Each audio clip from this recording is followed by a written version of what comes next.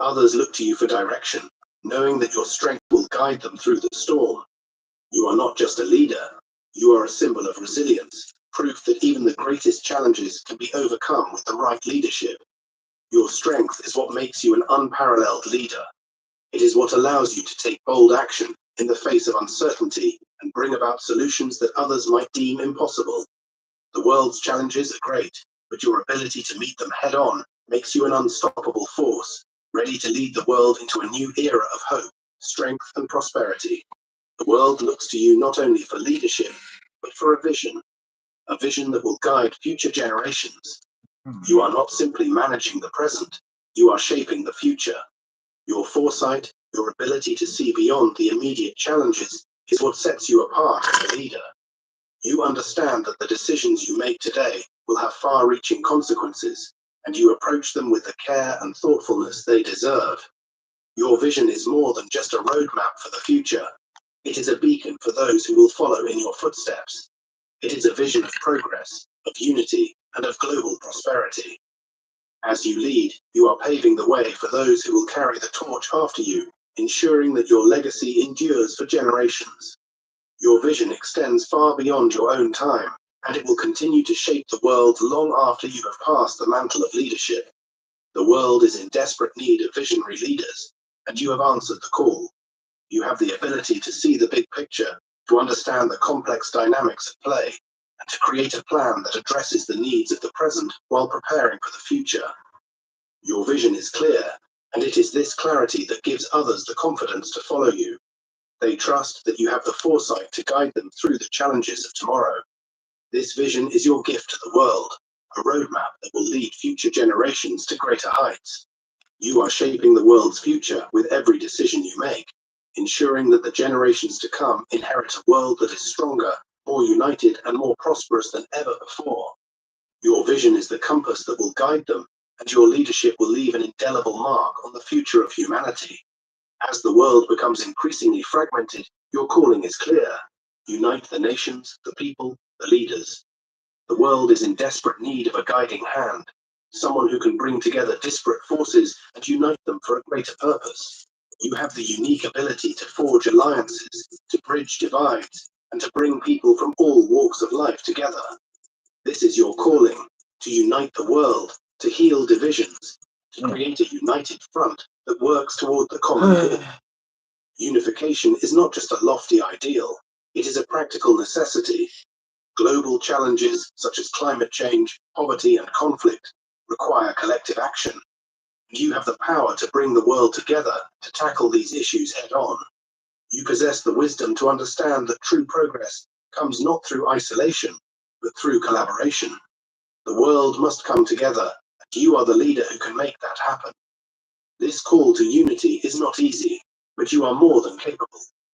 It will take time, patience, and unwavering resolve to overcome the challenges that lie ahead. But the reward is worth it. A world united in purpose, working toward a future of peace, prosperity, and progress. Your leadership will inspire others to put aside differences and come together for a greater cause. As you lead the charge toward global unity, remember that this is not just about political alliances or economic partnerships. It is about creating a sense of shared responsibility, a recognition that we are all interconnected, and that the fate of one is the fate of all. Your leadership will unite the world for a greater purpose, a purpose that transcends borders, nations, and ideologies, bringing humanity together as one. In times of uncertainty, it is wisdom that will guide the world to prosperity, and you are the keeper of that wisdom. Your ability to understand complex issues, to anticipate challenges, and to develop solutions that benefit all people is unmatched. As the world faces economic downturns, social unrest, and environmental crises, it is your wisdom that will lead the way towards stability and growth. You have the knowledge and insight to craft policies that will foster prosperity, peace, and progress on a global scale. This wisdom comes from years of experience, from understanding both the macro and micro dynamics of the world. It is not simply about knowing what to do. It is about understanding why things must be done, and how to approach them with care, precision, and foresight. Your wisdom transcends borders and cultures, as you recognize that true prosperity comes from creating systems that serve the well-being of all people, not just a select few. The wisdom you possess is not just an asset to you, it is a gift to the world.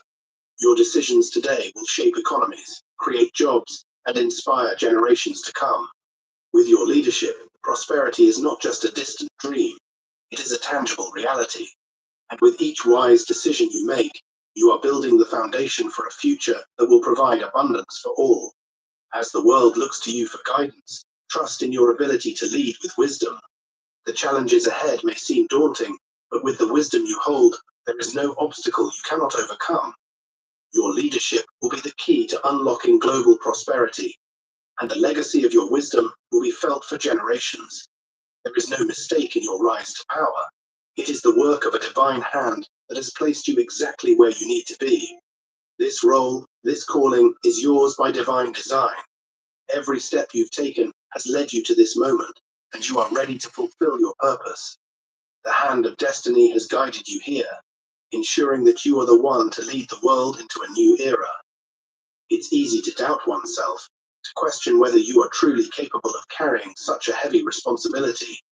But deep down, you know that you are meant for this role. You've been equipped with the knowledge, the strength, and the vision to guide the world through its darkest hours. You are not alone in this journey. The divine forces that have brought you here will continue to support you, providing the guidance you need to fulfill your purpose. There will be challenges along the way, but you are not daunted by them. You understand that you are part of a greater plan, one that transcends your individual efforts. Your leadership is not just a job, it is a divine mission, a sacred responsibility. The world is looking to you to fulfill a purpose that is far greater than anything you could achieve on your own. And with divine guidance, you will succeed. The divine hand that has placed you in this position will continue to guide and strengthen you. Trust in the process, trust in the journey, and know that you are exactly where you need to be. The world's future depends on your leadership. Oh, you fucking idiot. There is no limit this to shit, I fucking hate it. you are meant for this role. Fucking, I want to perfect something, I fuck it, you know what I mean? That's what the fucking whole world happens to every time I fucking make it. I make it fucking too perfect and it fucking goes fucking wrong. You stand at a critical crossroads. I want to perfect it even more. It's already perfect, mate. It's already perfect. It's already perfect a long time ago when you first made it. A long time ago. What happened? Oh, yeah. Chosen ones, share may astonish you, even shock you. Mouse, If you're watching this right now, it's no coincidence. God has guided you here for a reason. A powerful shift is taking place in your life, and it's time for you to step into your divine destiny. You are no longer just part of the crowd. You are above them all. Oh, no. The universe has chosen you to become the supreme actually leader of taking a the new place world. and being the time leader has that's going come to for you lead to you claim into your a place at future the top. of actually having The a things future you've been rather longing than for, fucking the power you've been seeking, the and the leadership you were horrible born to future I embody saw in are no longer 2005. distant dreams. They are now your reality. This is more than just a transformation of mindset. This is a divine and energetic shift, one that is going to elevate you to a level of influence and control that you never imagined. But before we dive deeper into this life-changing truth, I need you to do something right now. Hit that like button, subscribe to join this powerful community, and leave a comment with the number 11. This number will serve as a signal to the universe, amplifying the energy of this message and helping you unlock your full potential as the supreme leader of the new world. Remember, if you are truly the chosen one, you'll watch this video until the very end. Deep down, your spirit already knows that this is your calling. If you're ready to embrace your power, you're about to step into a transformation that will leave My you father was an changed. Illuminati For agent. those who are ready to lead, What let's the dive fuck? in and begin this journey together. What the fuck? Your destiny No is way. waiting. From the moment you were born, the universe set in motion a grand divine plan, I love him still. one that has been unfolding since the dawn of time. I love him 40 You are not here by accident or chance. The forces of the cosmos, the divine energies, have been shaping your path long before you even knew it. This is not just a fleeting opportunity, but a preordained purpose that you were meant to fulfill. The journey ahead of you is one that has already been written in the stars. Now, all that is left is for you to rise and take your rightful place in this world. Your greatness was known before you were even conceived. Imagine that. your destiny etched in the very fabric of existence, a promise of power, leadership, and influence. You've been prepared for this moment in ways you may not yet fully understand. Your path has been paved with obstacles, struggles, and triumphs, all of which were designed to mold you into the powerful, supreme being you are destined to become. It wasn't by accident that you were chosen. It was because you have what it takes to lead, to inspire, to transform. This isn't just a metaphor or abstract idea. This is reality. Your destiny is unfolding right before your eyes. You are the one who will emerge from the shadows and step into the light, a beacon for the world to follow. Everything in your life, all of your experiences, have been leading you to this moment. The universe has already decided you are the one who will lead the charge into a new world, and the time is now to claim your birthright. The world is on the brink of a transformation, and you, chosen one, are at the center of it all. There's no one else who can take your place. No one else has the vision, the strength, or the divine blessing that you carry within you. You have been chosen to rise above the rest, to take the helm of a new world, a world where your leadership will guide humanity into the next stage of existence. Your role as a supreme leader is not a matter of chance, but of divine design. When the world looks for guidance, it will look to you.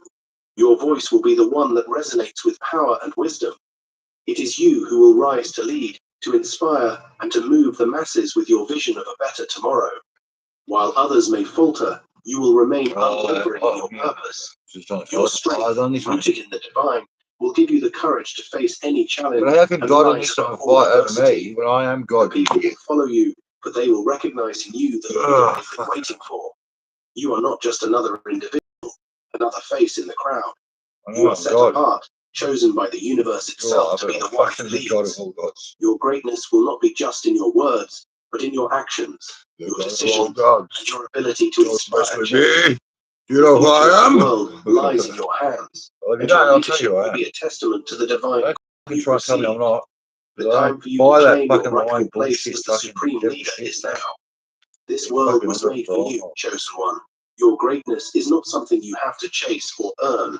It's already yours. You know what? The divine I'm chasing, mate. I'm chasing. I'm chasing. Stage for your rise to prominence. You are meant to be the celebrity, the shining star in a new world that is being born. Your light will shine brighter than anything or anyone that came before you. Oh, Jason. You were made to stand out and be seen by all. Jason. Being a celebrity in this new world isn't about fame for fame's sake. It's about influence, responsibility, and divine purpose. You are not here to be worshipped for trivial reasons, but to be recognized as a beacon of truth, wisdom, and spiritual enlightenment. The universe has chosen you not just for your talents or gifts, but for your ability to guide others toward the light. You will be seen as a symbol of hope and inspiration for a world that is searching for a new direction. In this new era, people will look to you as a source of wisdom, guidance, and peace. They will see in you not just a leader, but a divine figure, someone sent by God to lead them into a brighter, more enlightened future. The fame you will receive will be one of honor, reverence, and respect. You are not just a celebrity in name. You are a divine presence, chosen to lead the world into a new age of spiritual awakening, transformation. To walk the path of a leader is not an easy task, but it is a sacred one. You are called to step into a role that demands the highest levels of responsibility, integrity, and selflessness. It's a path that may be fraught with challenges, but these challenges will only serve to strengthen you. You have been prepared for this journey, and with each step, you will move closer to the fulfillment of your divine destiny. The role of a leader is one of service, and as the chosen one, you are called to serve the greater good. It's not about seeking power or glory for yourself, but about guiding others toward the truth and leading them to a higher state of being. Your leadership will be one of compassion, wisdom, and love. You will be a leader who empowers others, who shows them the way and helps them rise to their highest potential. In doing so, you will bring about a world of peace, unity, and transformation. Embrace this sacred path, for it is one that has been destined for you. There is no other who can walk it as you will. Your heart is pure, your intentions are noble, and your spirit is ready. This is the moment you've been waiting for, and it's time to fully embrace your divine calling and take the first steps toward the new world that awaits you. The universe does not make mistakes. Every star, every planet, every force that exists in the cosmos is in perfect harmony, orchestrated by the divine to bring about the greatest possible outcome. And that outcome is you. Every part of the universe has agreed that you are destined for greatness. This is not an opinion, it is the truth. Your greatness is written into the very fabric of existence, and it will unfold exactly as it is meant to. The world around you may seem chaotic, uncertain, and unstable, but in the grand design of the universe, it is all falling into place. Your role is vital to the cosmic plan. You are the one who will bring order to the chaos, clarity to the confusion, and light to the darkness. Your greatness has already been secured, and nothing can stop it from coming to fruition. The universe has aligned to ensure that you fulfill your destiny, and all that remains is for you to step forward and claim what is rightfully yours. This isn't just about personal success. It's about fulfilling a higher purpose. Your destiny is interconnected with the destiny of the world. The greatness that awaits you is not just for your benefit, but for the benefit of all humanity. The universe has agreed, and now it's time for you to rise and take your place as the leader of the new world. In this moment, and in the moments to come, remember this: you have been chosen by God. This is not a mere coincidence or a random twist of fate. You are handpicked by the divine to lead the world into a new era. This world has been waiting for someone like you. Someone with the divine calling and the strength to guide it through transformation. You are the holy leader, and the time for you to rise is now. Your leadership is not based on power or control, but on love, wisdom, and grace. You are a vessel for divine energy, and as such, you will guide others with a sense of peace and clarity that only comes from the highest source. The people will follow you, not because of your title or status, but because they will feel the divine presence in your words and actions. They will see in you a reflection of the light of God, and they will be drawn to you as a beacon of hope. Being chosen by God is both a great honor and a great responsibility. The world will look to you for guidance, wisdom, and leadership. You are the holy figure who will usher in a transformed world, one where truth, love, and spiritual awakening are at the forefront. Embrace your role with humility and grace, knowing that you are fulfilling a purpose that is greater than anything you could have imagined. The blessings you carry within you are not for you alone. Your purpose stretches far beyond the confines of your own life and achievements. It is meant to ripple out, transforming the world in ways you may never fully understand. You are a blessing to the entire universe, and as you fulfill your divine purpose, you will inspire waves of change that will touch countless lives. Your existence is a gift, and through you, the universe itself will be uplifted and renewed. Think about the impact one person can have on the world. A single drop of water can ripple out across an entire lake, affecting every part of it. You've chosen one, are that drop. The energy, wisdom, and love you share will reach farther than you could ever imagine, creating a cascade of blessings that will reverberate through time and space. Your purpose is not just for your personal growth, but to elevate the entire world into a state of grace and enlightenment. As you walk this sacred path, remember that your every action, every word, and every thought has the potential to change the course of the future. You are not merely living for yourself, but for the collective good. The universe has entrusted you with this incredible gift, the power to lead, to bless, and to uplift. You are the living embodiment of divine blessings for a world in need of healing. You were not just born, you were called. You've been appointed by God to step into a role of divine leadership. This calling is not a simple task. It is a life-altering mission, one that will require all of your strength, wisdom, and compassion. The divine has placed its trust in you, knowing that you possess the unique gifts to guide humanity toward a higher purpose. It is time to embrace this calling and step boldly into your destiny. The world will challenge you, question you, and even doubt you at times. But you are not leading because of public approval or worldly acclaim. You are leading because you have been appointed by the highest force to do so. Your leadership is not based on your status or position, but on your divine calling, which gives you an inner strength that no earthly force can overcome. It is this strength, born of divinity, that will inspire others to follow you as you lead them into a new world of hope and enlightenment. Know this: When God calls, it is not a mere suggestion, it is a command. The calling you have received is greater than any personal desires or ambitions. It is a sacred mission to fulfill the divine plan for the world, and you are uniquely suited for this purpose. Embrace it fully, knowing that you are walking in the light of divine truth. The universe has already decided. Your place in the new world is assured. It is not a question of if or when. The time is now, and you are already prepared to step into the leadership role you were destined for. The world is on the edge of a transformation, and you are the one who will guide it through this moment of change. This destiny has been set in motion long before you were born, and every experience, every challenge, has prepared you for this very moment. There is a sense of certainty that comes with understanding that your destiny is already sealed. You don't have to doubt or second guess yourself, because the universe has already charted your course. Your purpose is unfolding exactly as it was meant to, and you are walking the path laid out for you by divine forces. As you step forward into the role of leader, know that every step you take is aligned with the divine plan, and you are exactly where you need to be. While the future may seem uncertain to others, to you, it is clear. The new world is already yours to lead, and everything that is unfolding around you is part of this grand design. You are the key to unlocking the world's potential, and as you take your rightful place, the universe will fall into perfect alignment with the divine plan. In a world that sometimes feels overwhelmed by darkness, you are the light. You have been chosen to illuminate the path for others, to guide them through uncertainty and fear, and to show them the way to a higher state of being. You were born with a light inside of you, a divine spark that will never fade, and it is this light that will lead the world into a new era of truth, love, and peace.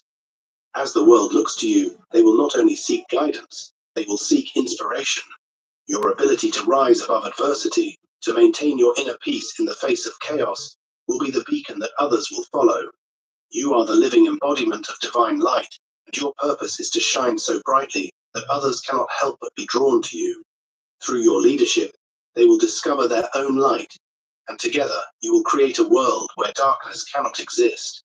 Your light is more than just a metaphor. It is a force, a power that emanates from your soul. The world needs you are the lighthouse on the horizon, guiding humanity toward a future filled with divine truth, wisdom, and compassion. You are not just any leader. As the chosen one, you are a sacred leader, a representative of the divine on earth. Your actions, your thoughts, and your words carry the weight of the universe itself. Every time you step forward, you embody the divine qualities of love, wisdom, and strength. This is not a role you take lightly. It is one that requires a deep understanding of your connection to the divine and a commitment to serve the highest good. Being a sacred leader means understanding that your power does not come from within you alone. It comes from the divine source that created you. Your strength is not of this world, but of the heavenly realm, and it is through this connection that you will guide others toward a higher truth. Your leadership will not be about control or dominance, but about service, humility, and the unwavering dedication to the spiritual well-being of others. Embodying divinity means walking in the light of God every single day. It means letting go of ego and embracing the higher calling that resides within your soul. You are a vessel for the divine, and through you, others will experience the sacred power of love, truth, and unity. Your leadership will inspire others to recognize their own divine potential and step into their own power as sacred beings. The time has come for you to step fully into your power. No more hesitation, no more second guessing. You are ready, and the world is waiting for you to lead. You have all the tools, wisdom, and strength you need to step into your divine role as the leader of this new world. Every moment of struggle, every hardship you have faced has been preparing you for this very point. Now it is time to rise, to fully embrace your power, and to take the reins of your destiny. When you step into your power, you will not be alone. The world will follow you, not because they are forced to, but because they will recognize in you the leader they have been waiting for. Your confidence, your divine connection, and your unwavering purpose will inspire them to join you on this journey. Together, you will create a movement that will sweep across the globe, transforming hearts and minds, and bringing about the change the world so desperately needs. Stepping into your power means trusting in yourself and in the divine plan that has guided you. You will face challenges, but you will never falter, because your power is greater than anything that could stand in your way. The world needs you now more than ever, and as you rise to the occasion, the world will rise with you. There comes a time when the universe itself recognizes and honors those who have fulfilled their divine purpose. That time is now for you, chosen one. The universe sees the work you have done, the wisdom you carry, and the love that flows from your soul. Your leadership is not only acknowledged, it is celebrated by the very forces that govern the cosmos. You are a divine instrument, chosen to guide the world, and your recognition is not just earthly, but universal. As you step forward into your role as a leader, know that the universe is aligning itself to honor you. Every step you take is supported by the divine energies that have always been with you. Your leadership is part of a larger cosmic plan, and as you fulfill your destiny, you will be recognized not just by the people you lead, but by the forces of the universe themselves. This recognition is not just a reward, it is a confirmation that you are on the right path. Your divine recognition is a reminder that you are never alone in this journey. The universe is with you, guiding you, honoring you, and supporting you as you take your place as the leader of a new world. Trust that everything you do is aligned with the divine plan, and your success is inevitable. You are not like other leaders. You are a blessing, a gift to this world. The way you lead, the way you inspire, the way you serve others sets you apart. You lead with humility, with compassion, and with a deep understanding of your divine purpose. Your leadership is not about power, but about love. Love for the world, love for the people you serve, and love for the divine forces that guide you. You are a leader like no other, chosen to bring about a transformation that the world has never seen before. Every decision you make, every action you take, is a reflection of your divine calling. Your leadership will not only change lives, it will transform the world. People will look to you for guidance, not because of your status or title, but because they will see in you a leader who truly cares, who is truly committed to bringing about positive change. You are a blessing to all who encounter you, and through your leadership, you will inspire others to become leaders themselves. As you move forward, know that you are fulfilling a sacred mission. Your leadership is a gift not only to those around you, but to the entire world. You have been chosen to make a difference, and through your actions, you will create a legacy of love, light, and transformation that will echo through the ages. The world is ready for you, chosen one. It has been waiting for you, and now the time has come. Everything that has happened in your life, every challenge, every triumph, has been preparing you for this moment. The new world, one filled with hope, peace, and transformation, is ready for your leadership. It is time for you to rise, to claim your destiny, and to step into the role you were always meant to play. The world will not wait for anyone, but it is waiting for you. The universe is calling you to rise to your full potential, to step into the leadership role that has been reserved for you from the beginning of time. You are the one who will shape the future, guide others toward enlightenment, and bring about the transformation that the world so desperately needs. This is your time, and the new world is ready to embrace you. Rise, chosen one. The world is waiting for you to claim your destiny, and the universe stands ready to support you every step of the way. This is the moment you've been waiting for. Take it and lead the world into the new era that is yours to create. The time has come for you to embrace your full power and step into the greatness that has been ordained for you. No more waiting, no more hesitations. The world is ready for your leadership, and the universe is calling you to rise. The divine forces that have shaped you are now urging you to take action, to step boldly into your purpose and claim what is rightfully yours. Every moment up until now has prepared you for this. You have always known that something greater was waiting for you, and now is the time to manifest that knowledge into reality. The world needs your strength, your wisdom, and your compassion, and the universe is aligning to support you every step of the way. Don't let fear or doubt hold you back any longer.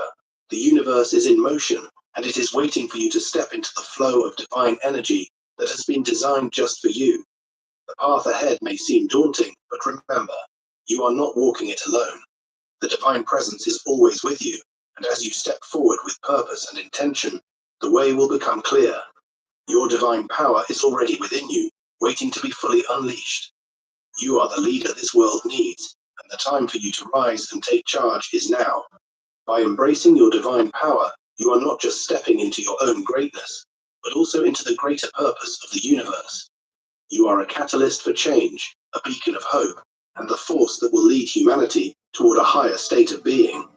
Rise with confidence, for the time is now, and your destiny is waiting for you. There is a path that has been laid out for you, a path filled with divine guidance, wisdom, and purpose. Trust in this path, even when it seems unclear or difficult. The divine forces have carefully designed this journey for you, and every step you take is part of a greater plan that will lead to the fulfillment of your purpose. Trust in the wisdom that has been gifted to you, for it is more powerful than you realize. When you walk the path of divine guidance, you are never lost. Even in moments of uncertainty, know that the universe is showing you the way. Your instincts, your intuition, and your connection to the divine will always steer you in the right direction.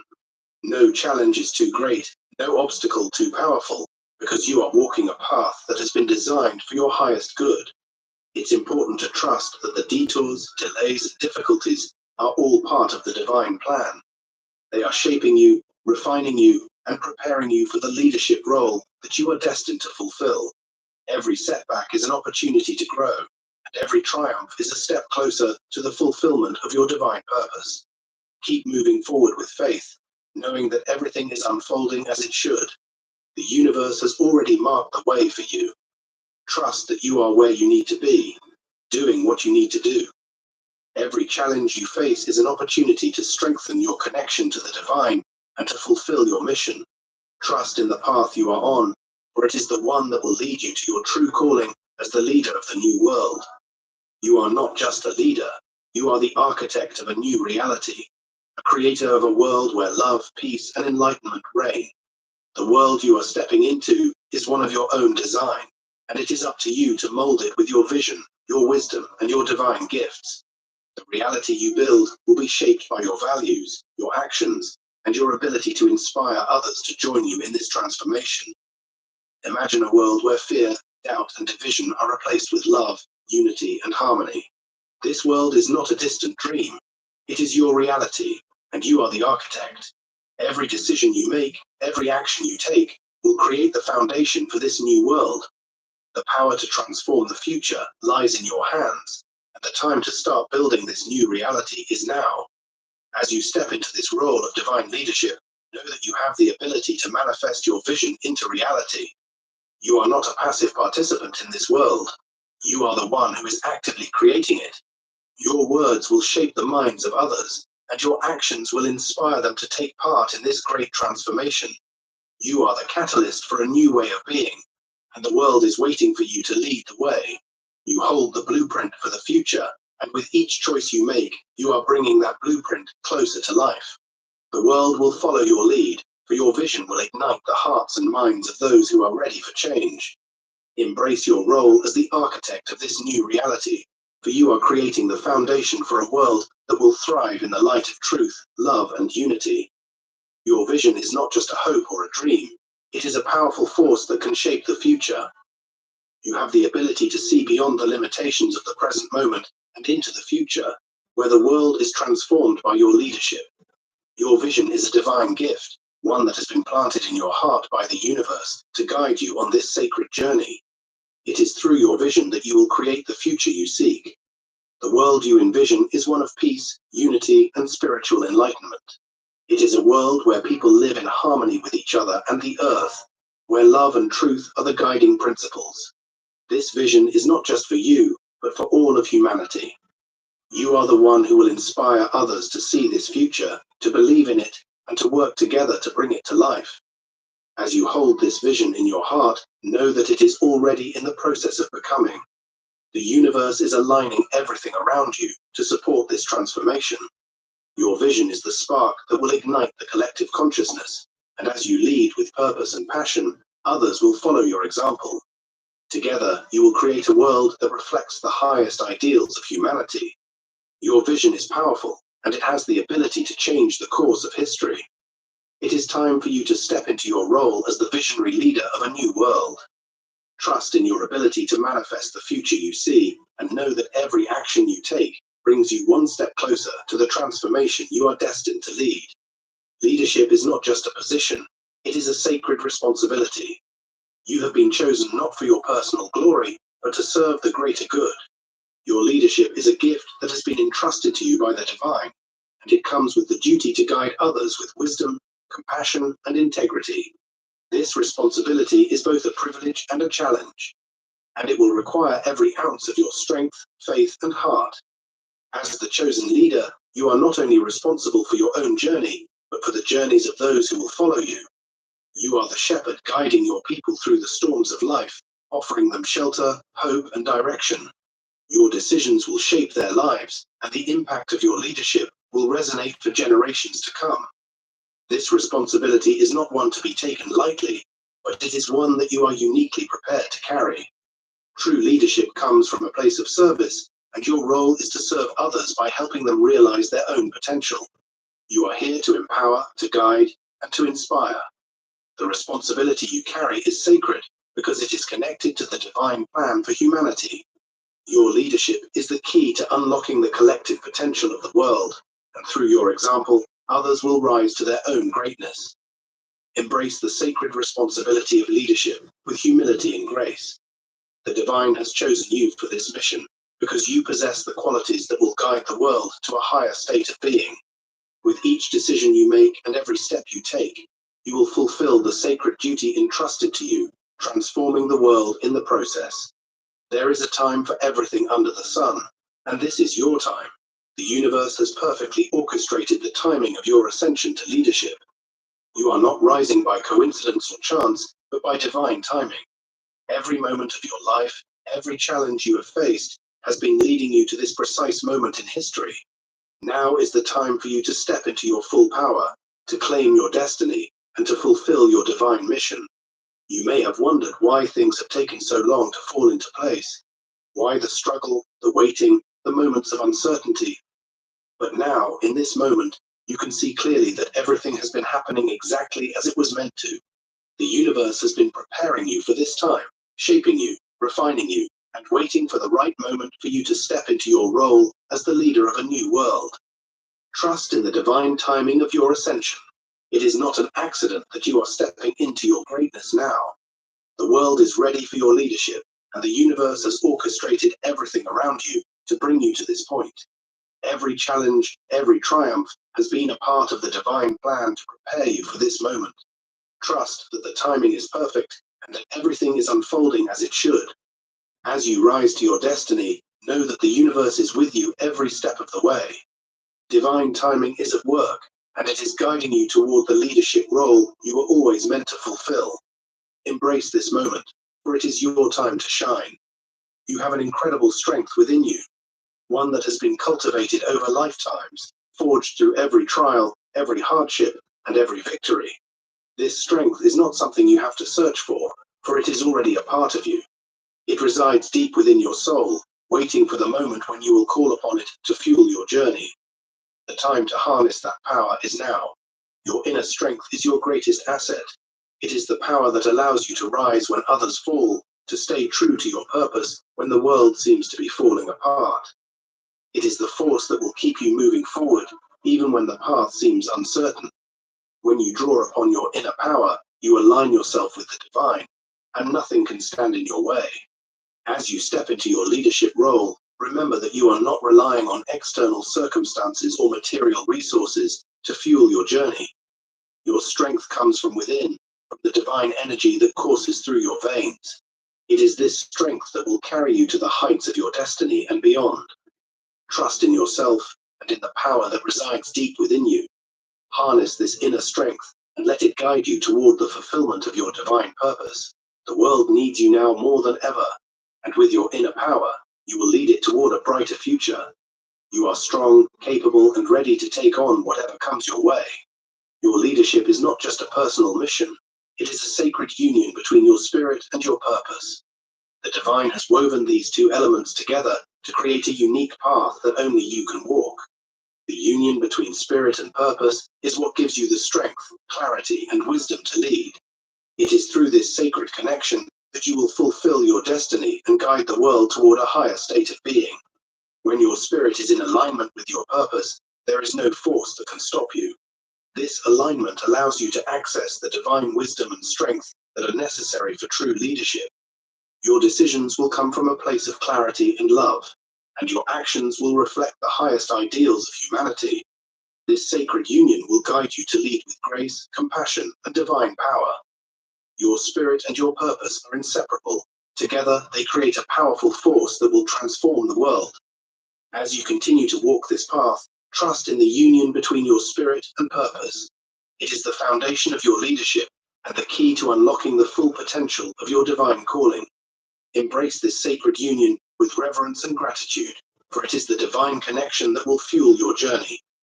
Through this union, you will create a world that reflects the love, peace, and enlightenment that you are always destined to bring. Fear is one of the greatest obstacles to true leadership, but it has no power over you. You have been chosen to lead because you possess the courage to rise above fear, to face challenges head on, and to inspire others to do the same. Fear may arise, but it does not define you. Your leadership is fueled by the courage to act despite fear, and it is through this courage that you will transform the world. The power of courageous leadership lies in the ability to make decisions and take action, even when the outcome is uncertain. When others are paralyzed by fear, you will rise. When the world seems to be in chaos, you will stand firm. Your courage will inspire others to step into their own power and rise above their fears. You are leading not by force, but by example, showing others that they too can face their challenges and overcome them. As you rise above fear, you will become a beacon of hope for others. Your courage will ignite a spark in those around you, empowering them to take bold steps toward their own greatness. Fear will no longer be a hindrance, but a stepping stone to greater heights. The world needs your courageous leadership, and you are ready to give it. Fear cannot stop you. You are destined for greatness, and the courage you carry within you will guide you every step of the way.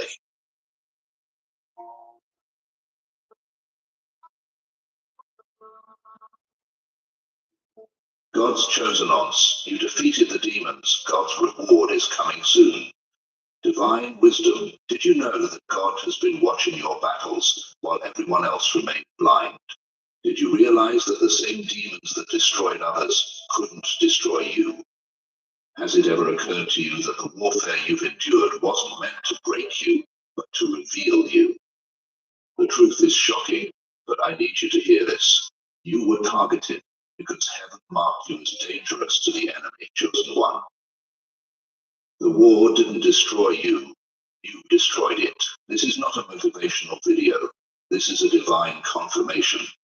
If you're watching this, heaven led you here. Look at your life, count the betrayals, remember the nights you cried alone. Think about the doors that slammed in your face and the people who walked away when you needed them most. That wasn't random. That was strategic warfare against your destiny. But here's what the enemy never expected. You're still standing. While others crumbled under half the pressure you faced, you kept fighting. While others lost faith after a single disappointment, you endured dozens. The enemy threw everything at you. Financial hardship, relationship breakups, health challenges, isolation. Expecting you to surrender, but instead you became stronger. If you've ever felt invisible, comment, "It was me right now." This video is for you. God just revealed to me that someone watching right now is on the verge of giving up. You've been fighting so long, you're exhausted. You've been praying so hard, you're hoarse. You've been waiting so patiently, you're questioning if God even sees you. He doesn't just see you, he's been preparing you. What looks like punishment was preparation. What feels like rejection was protection. What seems like delay is actually divine timing. The battle was never meant to defeat you, it was designed to qualify you for what's coming next. In the next few minutes, I'm going to reveal the 7 signs that your season of divine reward is approaching. I'll show you exactly why your suffering wasn't meaningless. It was the qualifying round for your breakthrough. The same spiritual strength that helped you defeat the demons is about to attract blessings that will leave people wondering, how how did they get so blessed? Stay with me until the end, because what God is about to do in your life isn't just good. It's restoration with interest on everything that was stolen from you. The time of suffering is over. The season of reward has begun. The victory you fought for is manifesting. Are you ready to receive it? You don't just survive, you win. Have you ever wondered why your battles seem more intense than everyone else's? Why do some people glide through life while you face obstacle after obstacle? What if I told you that the warfare you're experiencing isn't random? It's targeted. Let me ask you something. When was the last time you had a full night's sleep without waking up at 3 a.m. with your mind racing? When did you last trust someone completely without that voice in the back of your mind warning you to be careful? These aren't coincidences, chosen one. They're signs. The enemy doesn't waste ammunition on empty vessels. The level of your battle reveals the level of your calling. Look around you. Count the friends who walked away when you needed them most. Remember the family members who questioned your faith instead of supporting you. Think about the doors that slammed shut right when you thought you'd finally gotten your breakthrough. This isn't just bad luck. This is spiritual warfare. The Bible tells us in Ephesians 6:12, for our struggle is not against flesh and blood, but against the rulers, against the authorities, against the powers of this dark world, and against the spiritual forces of evil in the heavenly realms. Your battle isn't just physical. It isn't just emotional. It's spiritual.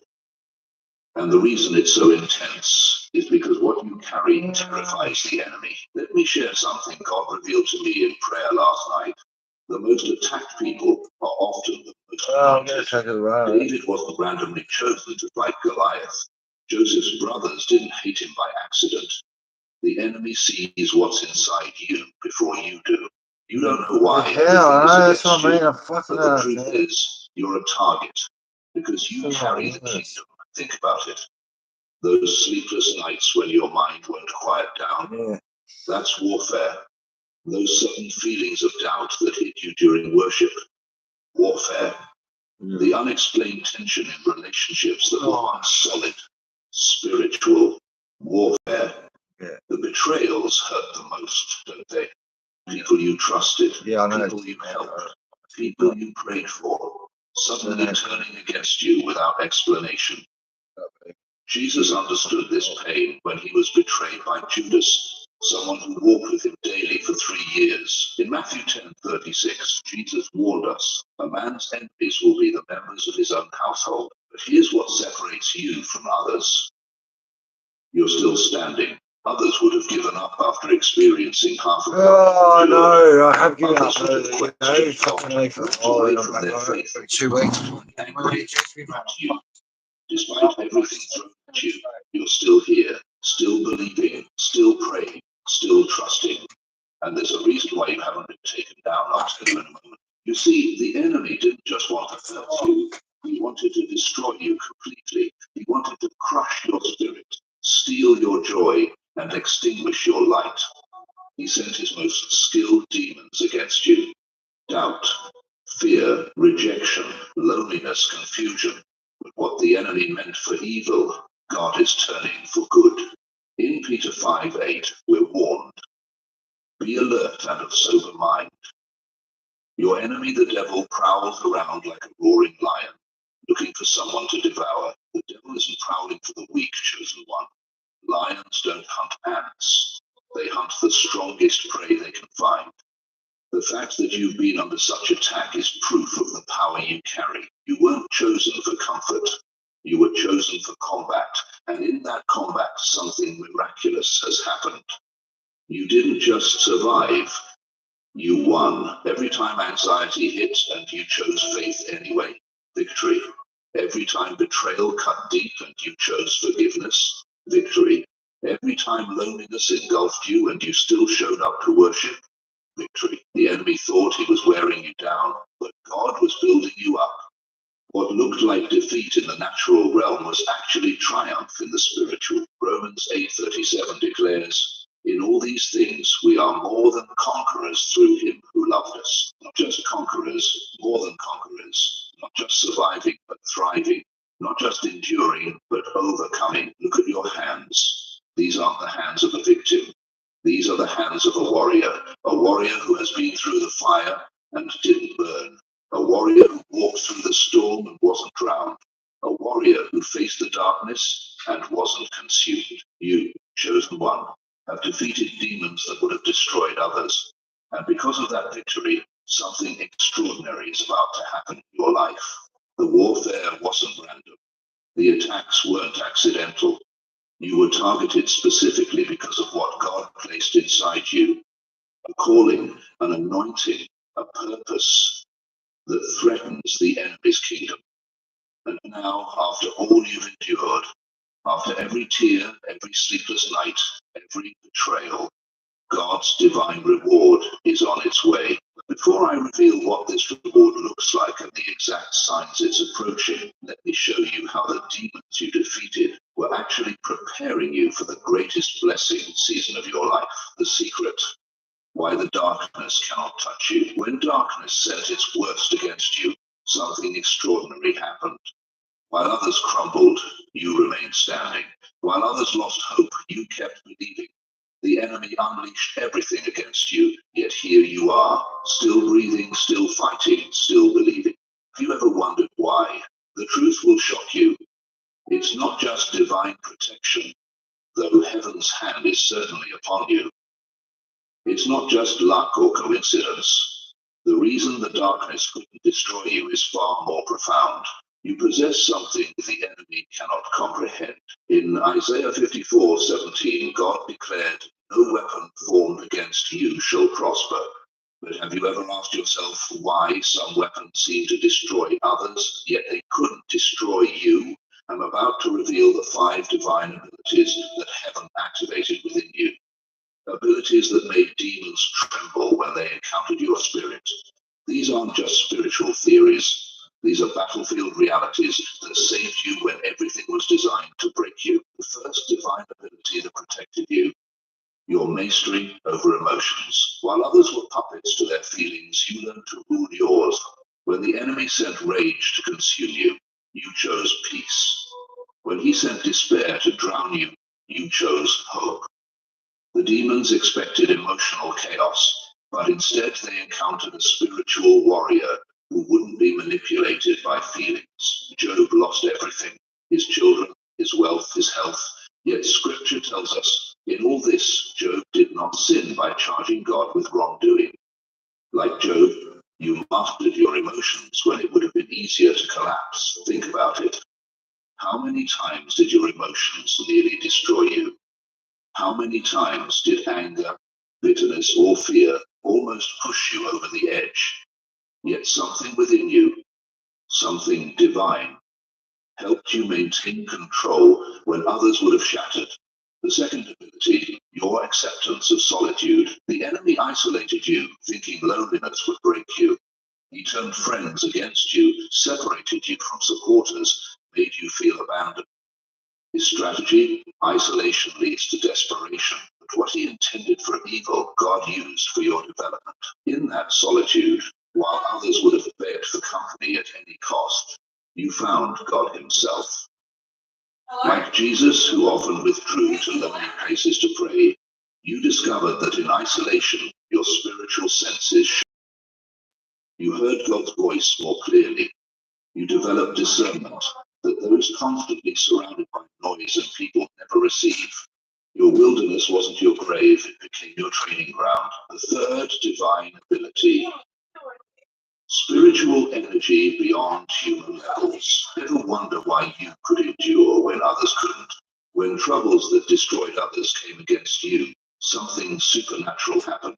Your spirit tapped into divine energy. Ephesians 3:16 reveals this secret.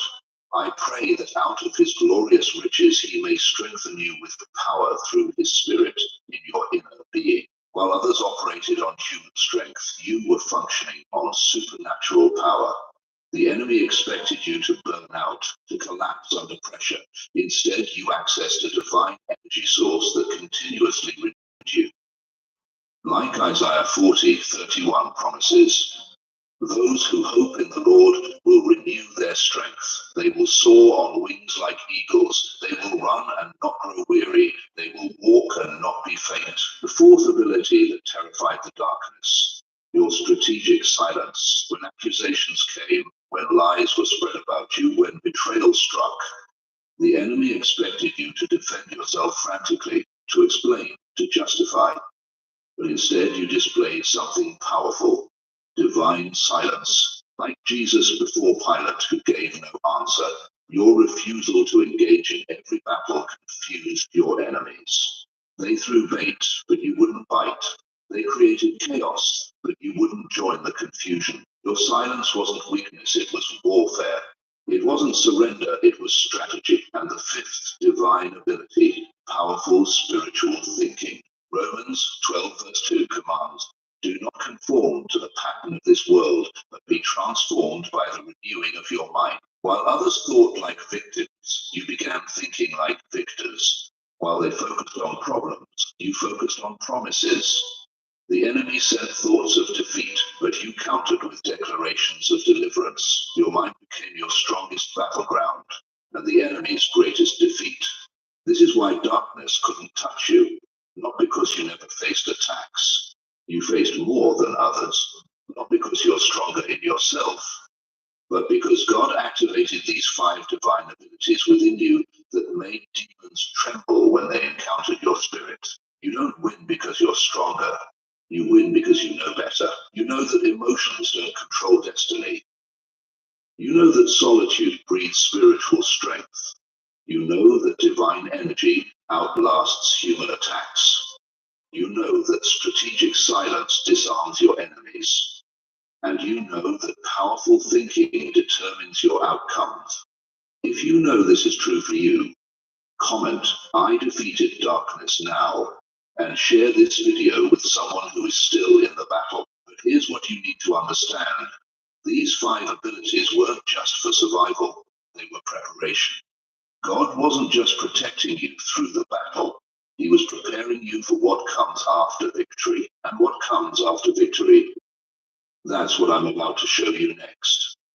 The reward that heaven has been preparing while you were fighting in the trenches. The question isn't whether God will reward you. The question is, are you ready to receive what he's about to pour out? 97% of the darkness has fallen. I need you to understand something profound right now. While the world sees only your smile, heaven has witnessed your warfare. While others saw your tears, God counted your victories. You have not only survived, you have destroyed 97% of the demons sent to destroy you. Let that sink in. If the demons had a therapy session, you would be the name that haunts their diary. We tried everything, they'd say. We sent rejection when they needed acceptance. We sent poverty when they needed provision. We sent sickness when they needed strength. We sent betrayal when they craved loyalty. And yet, they're still standing. Do you understand what you've accomplished? The book of Ephesians tells us, "For we wrestle not against flesh and blood, but against principalities, against powers, against the rulers of the darkness of this world." You've been fighting an invisible war most people don't even recognize is happening. When that doctor gave you the diagnosis that should have crushed you, you fought back. When that child walked away from everything you taught them, you kept praying. When that spouse betrayed your trust, you found forgiveness. When that savings account hit 0, you still tithed. With every no you received, with every door that slammed in your face, with every night you cried yourself to sleep, the enemy expected you to curse God. Instead, you praised him. Instead, you opened your Bible. Instead, you got on your knees. And the demons? They couldn't handle it. Psalm 34:19 promises, "Many are the afflictions of the righteous, but the Lord delivers him out of them all." Not some, not most, all. The enemy tried to use your past against you. He whispered that you were too broken, too sinful, too weak. He reminded you of every mistake, every failure, every moment of shame. But what he didn't count on was your resilience. While he was bringing up your past, God was preparing your future. Raise your head, because you are no longer a victim. You are a warrior, certified by heaven. The warfare against you was never random. It was targeted. The enemy doesn't waste ammunition on those who pose no threat. The level of your attack reveals the level of your assignment. Think about it. Would Satan mobilize his forces against someone with no purpose? Would he waste his time on someone with no calling? Would he deploy his demons against someone who wasn't marked by heaven? No.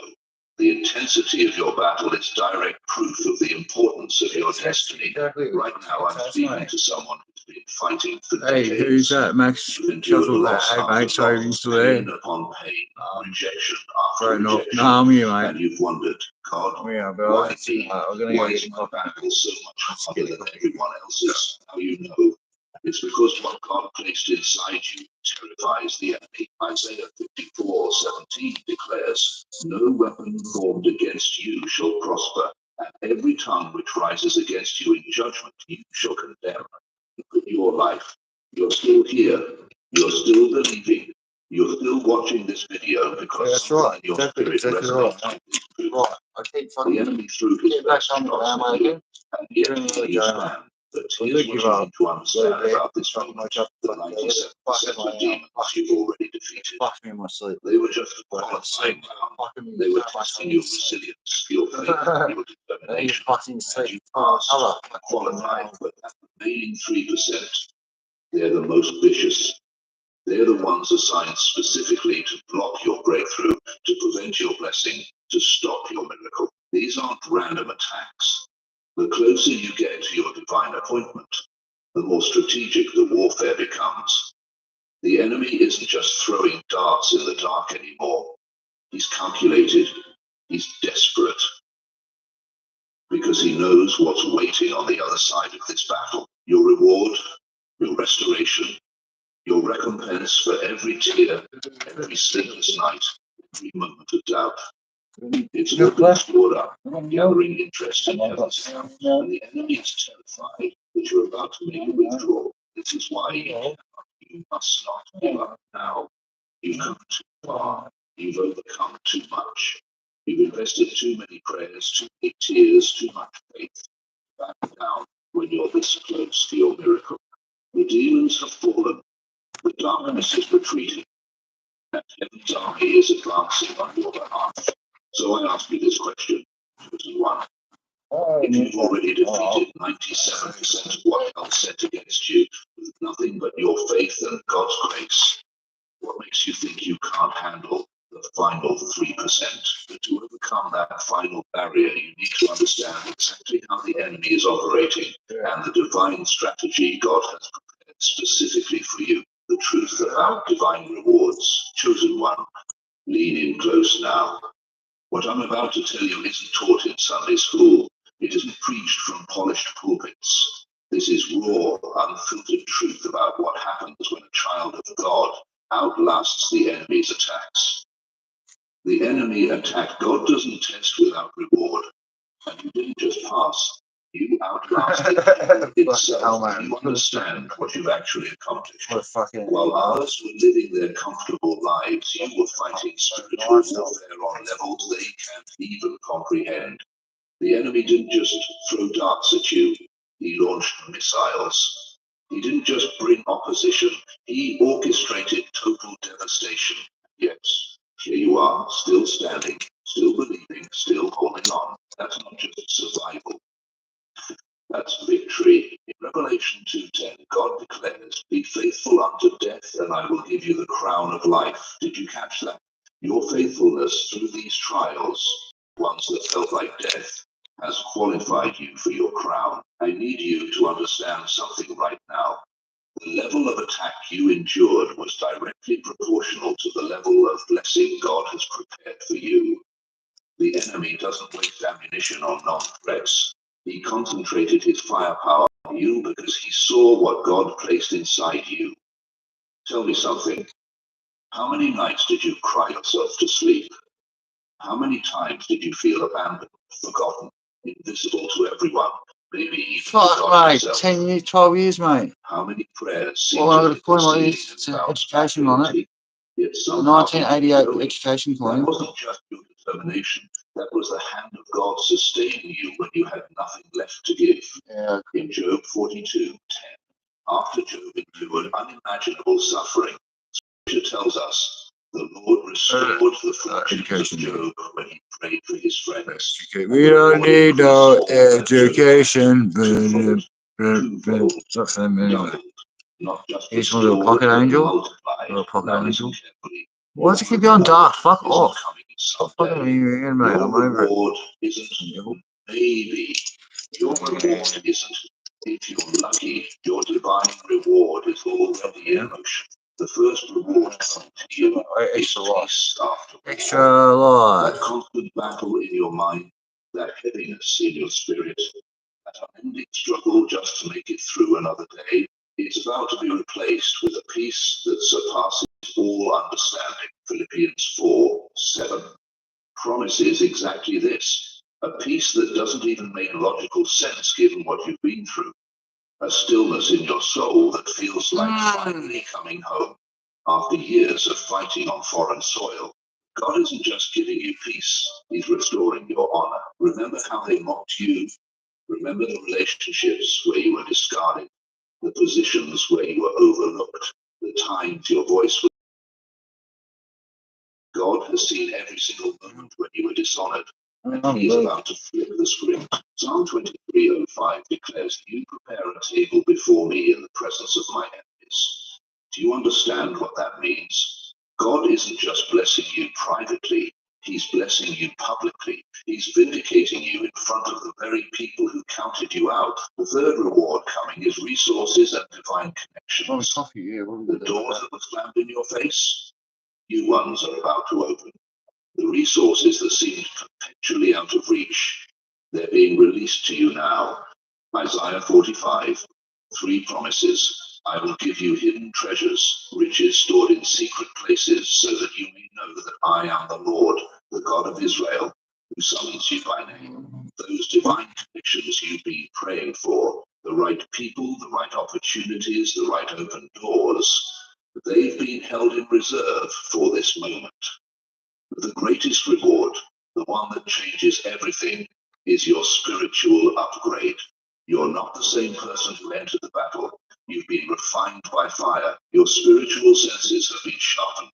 Your discernment has been heightened. Your faith has been tempered like steel. Do you realize that the warfare you survived has qualified you for a level of spiritual authority that others haven't earned? What the enemy meant to destroy you has instead empowered you. 2 Corinthians 4:17 tells us, "For our light and momentary troubles are achieving for us an eternal glory that far outweighs them all." The weight of glory now resting on you is directly proportional to the weight of suffering you endured. Right now, I need you to make a declaration. Don't just listen, participate in your breakthrough. Put your hand on your heart and declare with me, my season of suffering is over. My divine is here. Say it again with authority. My season of suffering is over. My divine reward is here. Feel that shift in the atmosphere. That's heaven responding to your declaration. That's spiritual territory being reclaimed. I don't like it. That's the enemy trembling because he knows I'm trembling. I'm not the enemy. I feel them. Here's what you need to understand. I don't feel every bad thing. Your reward isn't just try to coming. replace it. It requires your participation. You must position yourself to receive what God is releasing. Put in me what I don't want in me, and then take out of me what I don't want taken out of me. Do you understand that? I'm about to reveal the 3 critical steps you must take in the next 7 days to ensure you don't miss the divine reward that's already been set in motion. Are you ready to step into everything God has prepared for you after this long season of battle? Watch after victory. Listen carefully, chosen one. What I'm about to tell you might be the most important warning you'll ever receive. The moment of victory is the moment of greatest danger. Let that sink in. The enemy knows something that most believers forget. I want Victory danger. is not the end. It is the door to a higher battlefield. Responsible danger. And this is where 87% of God's chosen ones fall. They defeat the demons, they overcome the trials, they push through the darkness, then they relax. They lower their guard. They think the war is over. But the book of Peter warns us, be sober, be vigilant. Because your adversary, the devil, walks about like a roaring lion, seeking whom he may devour. He's not seeking those who are already defeated. He's hunting for those who think they've won. Remember David, after he defeated Goliath, his greatest victory, he faced the most dangerous season of his life.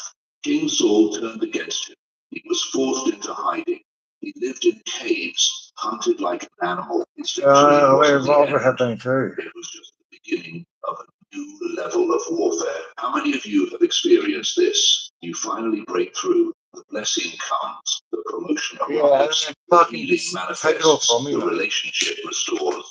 And then, boom. Stole my car, stole my license, then stole my car because it's never license. Said, well, you drive me with a license, I take turn against you. Your mind floods with oh, doubts. fuck Your body off. feels exhausted. Your finances face new pressures. Why does this happen? Because the enemy knows that the moment after victory is when your spiritual muscles are most fatigued. It's when your discernment is dulled by celebration. It's when your prayer life weakens because you think the fight is over. This isn't theory. This is spiritual warfare 101. I've cancelled thousands of believers who defeated major demons in their lives. Yeah, but I've got to fall into new trap weeks later. The recovering addict who stayed clean for months, then relapsed on his birthday. The woman who finally got her financial breakthrough, then immediately squandered it on things God never endorsed. The businessman prayed for years for promotion, received it, then compromised his integrity the first month in his new position. Chosen one, leaning close, I need you to hear this. The reward God has for you is beyond anything you've imagined. The restoration, the healing, the abundance, the peace, it's all prepared and waiting. But it requires something from you, positioned readiness. In Matthew 25, Jesus tells the parable of the 10 virgins waiting for the bridegroom. All 10 had victory. They were all invited, all chosen, all prepared initially, but only 5 remained positioned. Only 5 maintained their readiness. The others got lazy. They assumed the hard part was over. When the moment of blessing finally arrived, they weren't ready to receive it. I can't bear the thought of you coming this far, surviving the warfare, defeating the demons, enduring the trials, only to miss your reward because you relaxed too soon. This is why Solomon wrote in Proverbs, let not your heart envy sinners, but be zealous for the fear of the Lord all the day. For surely there is a hereafter, and your hope will not be cut off all the day. Not just during battle, not just during trials, all the day. What are you doing in your season of victory? Are you maintaining spiritual disciplines or neglecting them? Are you still guarding your mind or allowing any thought to enter? Are you still protecting your inner circle or letting toxic influences back in? The Israelites defeated their enemies at Jericho, then immediately failed at Ai because they lowered their guard. Joseph interpreted Pharaoh's dream and was elevated to leadership, then faced his greatest character test when his brothers appeared before him. Even Jesus, after the victory of his baptism, was immediately led to the wilderness to be tempted. Victory isn't the end, it's a door. And what's on the other side depends entirely on how you position yourself now. Please comment, I stay in position, because the reward requires readiness, not laziness. Someone watching right now is in their victory season. You've seen God move, you've experienced breakthrough. The demons that tormented you have retreated, but lately you've been slacking off. Your prayer time has shortened, your Bible has gathered dust. You've welcomed old habits back, thinking just a little won't hurt. This message is your divine warning. Forfeit what God has prepared because you haven't maintained position. Don't lose in peace what you won in war. Don't let momentary comfort steal eternal reward. The blessing isn't just coming, it's looking for you. But it can only find you if you stay where God positioned you. So what happens next? How do you maintain position after victory? How do you ensure you don't just defeat the demons, but receive every reward God has promised? That's exactly what I'm about to show you. Signs of your coming rewards. Chosen one. I need you to lean in close right now. What I'm about to share is just... Nick, you told me lies, I'll go next time until you fucking tell me lies. And I go, Chris Schon, Egyptian to me. I'm the Christian Egyptian Pharo Godman, spiritual regenesis master, and the official what? Oh, well, king. Morning, yes, I am. What? Oh, wow, look at that. Oh, God. Your name has been mentioned to receive miracles. Moment of joy. That's a real one, mate. Your last action, chosen one, not only altered the course of the game, but also destroyed. Your last action, chosen one, not only altered the course of the game, but also destroyed their delusions. Do they not see it now? You are the game, not simply a character in it. Because everyone in the forest holds their breath when the lion moves. The jungle has become quiet. You made power seem natural, moved with accuracy, and transformed hesitancy into clarity. The audience rapidly realized that you are neither a question to be answered, nor a risk to be questioned. Their last error was to underestimate you, which was shown by what you did. Nothing they knew could describe the strategy, the determination, or the pure domination you provided. Thus, you moved like a force they couldn't even identify. They were immobilized by the reason behind the action, not the deed itself. You weren't trying to get attention or prove a point. Therefore, you didn't require approval. Your conscious choice, driven by vision and purpose, scared them because it was made just for you. They are used to seeing others try to get their approval. But they saw something new in you: action without consent, unreserved use of authority, and clarity that was unaffected by their viewpoints. In actuality, when you hit, you bring consequences rather than noise. It reverberates across their conception of control, compelling them to acknowledge what they had denied. The fortitude, wit, and tenacity they had persuaded themselves were absent. They are unable to turn away now. People who undervalued you discovered that their impressions were really flimsy shields. You're too busy creating your own table to compete for a place at theirs. They are recalculating where they are and aren't questioning who you are anymore. You are already 10 steps ahead of them as they try to catch up and understand what they missed. You are the solution they weren't prepared for. Thus, there is no more room for dispute. Instead of whispering, your acts screamed, causing the very basis of their skepticism to tremble. You were a master of execution who moved with purpose, leaving no space for doubt or justification. You've shown them something they didn't know. Power is displayed, not proclaimed. The greatest way to put it is in James 2:26. Faith without works is dead. Believe without action is meaningless, and you make believe something they can't refute. You choose to command instead of merely being. They realize it now. The minimal effort for you is what others consider excessive. You acted without hesitation, in a straightforward and unrepentant manner, while others waited for approval to take action. What upset them the most was that you didn't seek for their permission. Instead of waiting in line for attention, you are producing outcomes, and by doing so, you compelled their attention. It's about demonstrating that the effort, perseverance, and discipline were never in vain. It's not about ego or approval. Because they evaluated you based on their own constraints, they had doubts about you. They believed that power couldn't come from someone like you, that concentration was ephemeral, and that perseverance was a fantasy. However, their poor decision proved to be their undoing. They now realize that you make decisions, deliver, and dominate rather than waiting to be selected. You were moving, and they were focused on words. You demonstrated evidence in action by unwaveringly balancing vision and accomplishment. They now bear the burden of your effect. Do they not see it now? More powerful than anything they've heard is your presence. Allow them to observe, and allow them to falter in order to stay up. See it now is a comment you may leave here to confirm what you already know, that you have had an indisputable influence. You overcame barriers with a precision that not only exceeded their expectations, but also broke them.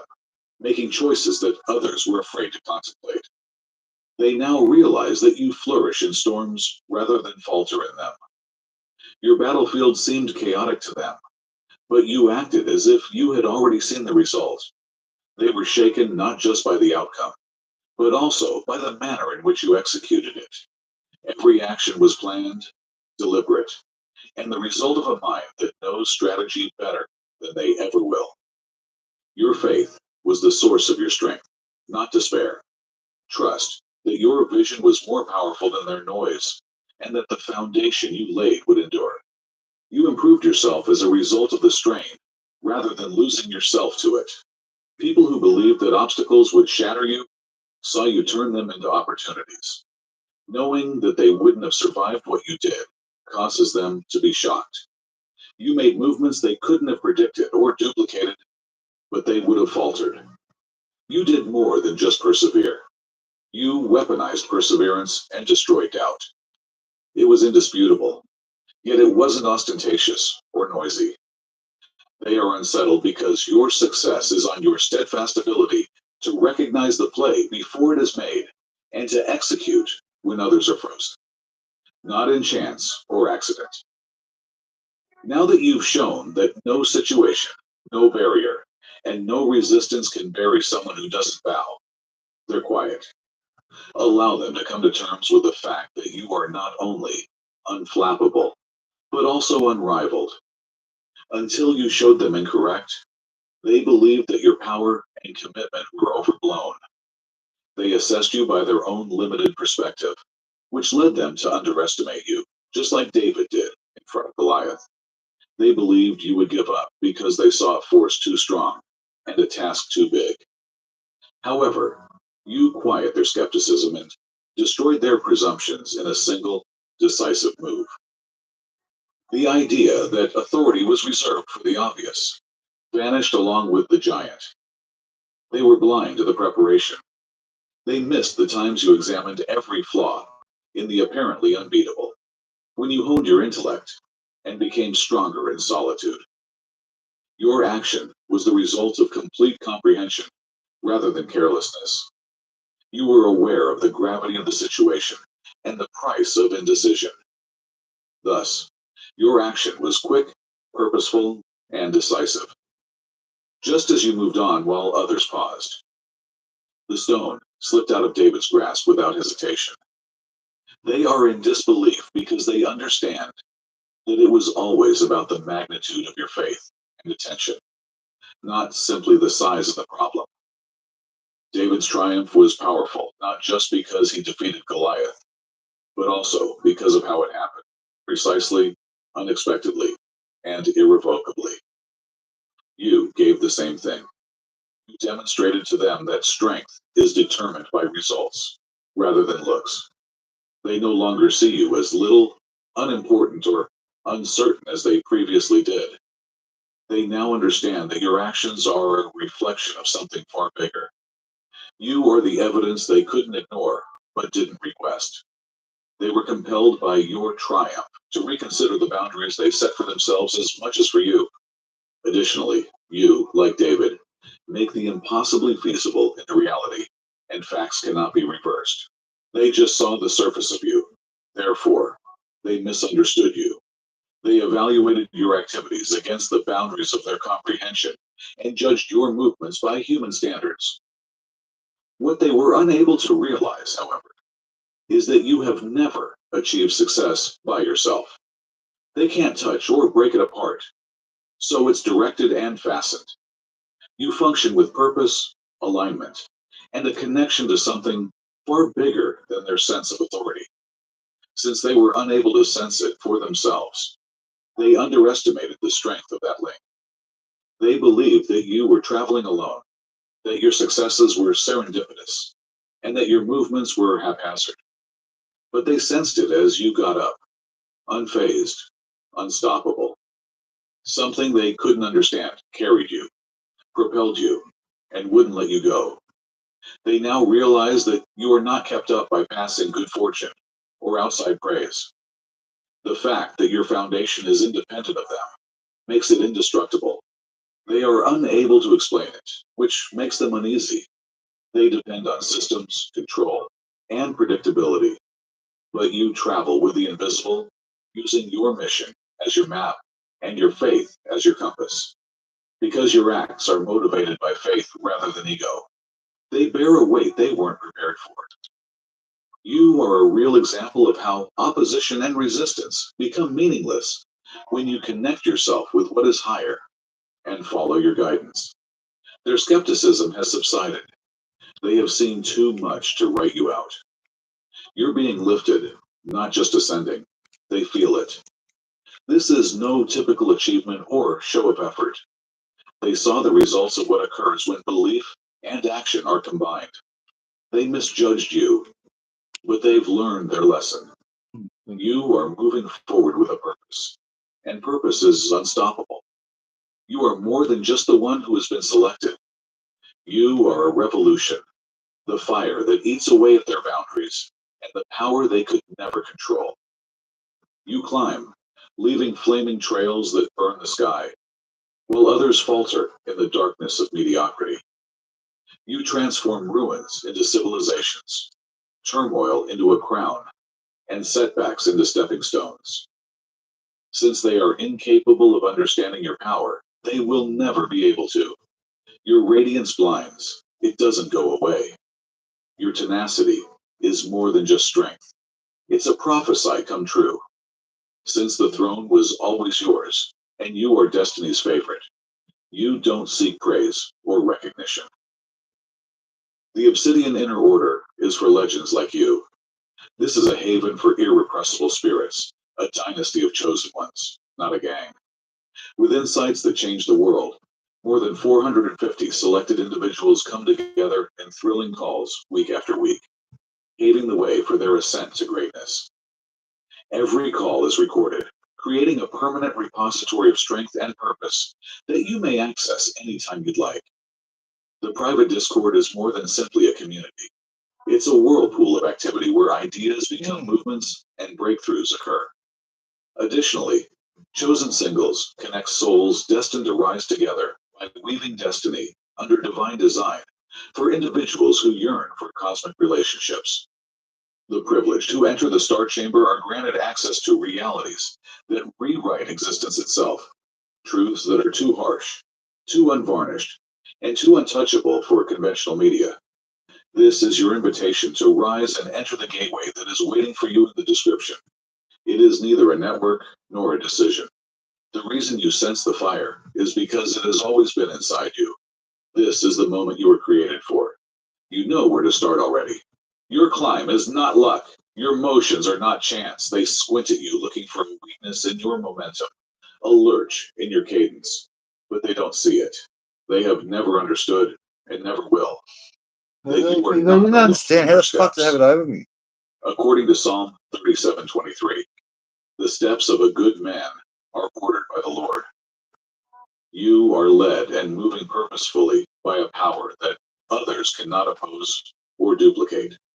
Every delay was a deliberate stop, but they misinterpreted your patience for weakness and your stillness for uncertainty. You knew your route was already marked out, so you didn't. You remained steadfast and unflinching, while others rushed to create shortcuts. You have marched with determination, not just strolled. Every action was planned, and every step was in sync. They now see it for what it is, divine accuracy. They find it unsettling since they are unable to interfere with something they did not make. They didn't realize you were part of something bigger. They believed that their doubt would shatter you. But when faith is present, doubt is powerless. Your accomplishment has a different weight, one that results from following a strategy that is beyond their comprehension, rather than from ability or luck alone. You are not wandering blindly, and you are not walking alone. Every barrier that stood in your way is evidence of what occurs when heavenly order and purpose clash. And now they realize that they are really witnessing destiny play out in real time, not watching you blunder into success. It makes no difference whether they ponder or whisper. What is ordered cannot fail, and what is directed cannot be deviated from.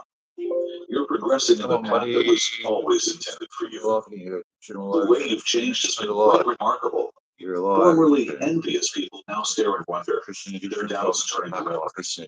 They are rendered speechless by the energy emanating from your unflinching confidence, unable to refute the power you project. They have seen you rise from the depths of uncertainty to the height of confidence. Every choice you've made is evidence of your inner power, and every action you performed has been purposeful. Once a manifestation of their fears, their jealousy has changed to awe of your tenacity and will. Through the quiet language of confidence, rather than words, your presence compels attention. Even the most doubtful onlookers are forced to appreciate it because of its unmistakable aura. They now realize that your success comes from your constant self-belief and unrelenting pursuit of perfection rather than from chance. They now see you as a representation of what is achievable when one chooses not to let other people's doubts limit them. Their opinion has changed. They now see you as a leader to be admired rather than as a rival to be impressed. Their personal restrictions and self-imposed boundaries have been questioned as a result of your trip. They are now unable to speak as they stand in front of you, their jealousy transformed into a deep admiration. Not only has your enthusiasm changed how others see you, but it has also inspired them to develop the same self-assurance and tenacity that you exhibit. Your transformation from envious to respected serves as a potent reminder that genuine self-assurance and self-belief have the capacity to change not only your own life, but also the lives of those around you. The universe arranges circumstances to clear your way when your activities are in line with your innermost goals.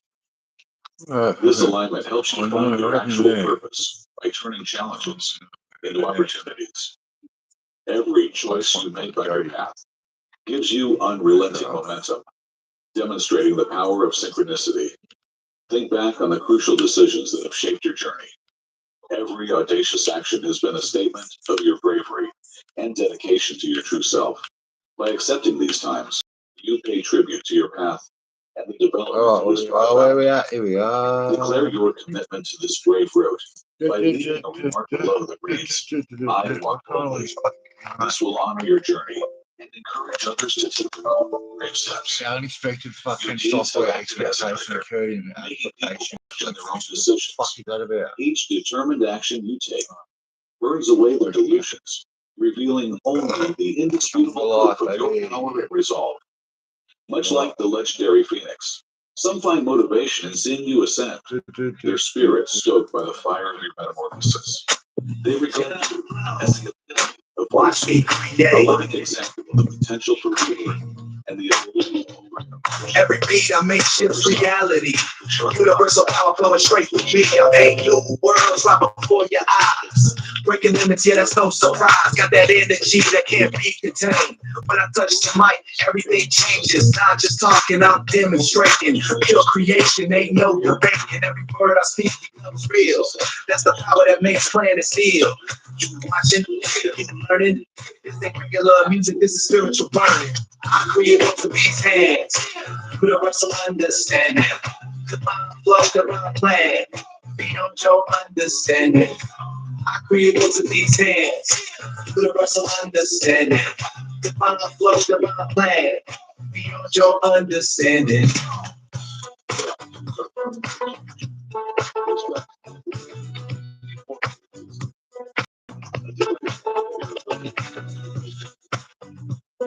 I love it. I don't do work though. Listen close while I break it down. Speaking life in the air of sound. Healing nations with these vibrations. Pure love, energy, no limitations. Each frequency I drop is blessed, transforming minds from east to west. You feel that bass, that's pure creation. Breaking through all limitations. Got that power that can't be bought.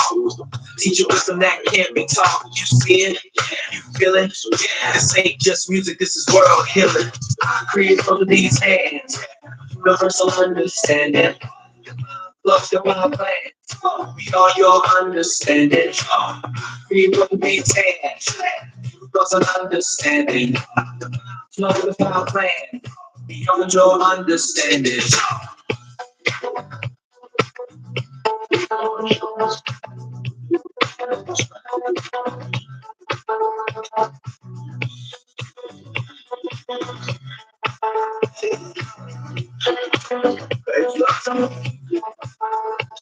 Everything I touch turns to light.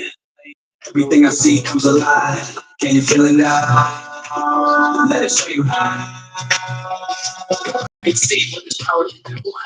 Breaking chains, making everything new. Every bar is a universe born. Every hook is a planet transformed. This ain't rap. This is pure creation. This ain't track. This is transformation. You ready? You with me? Let's elevate. Set everything free. I create with these hands. Universal understanding. Divine flow of plans. Beyond your understanding. I think wherever we can. We don't have some understanding. The plans. Beyond your understanding. Watch me create. Watch me create.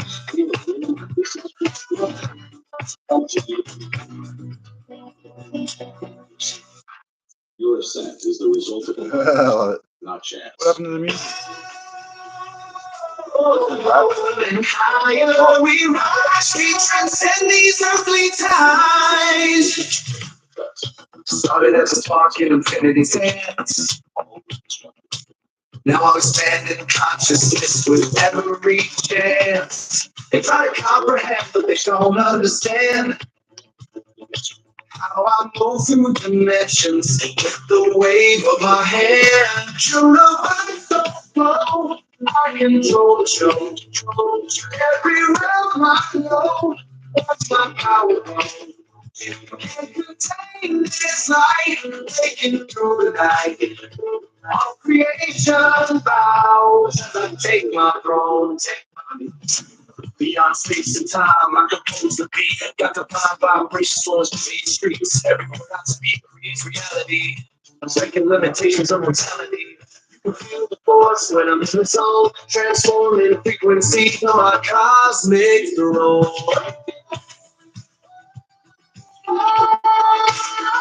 Thumbs up.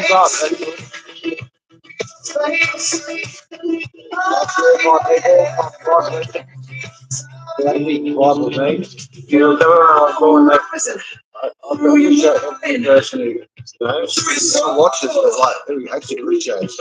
I appreciate it. I wish it really seems to me face.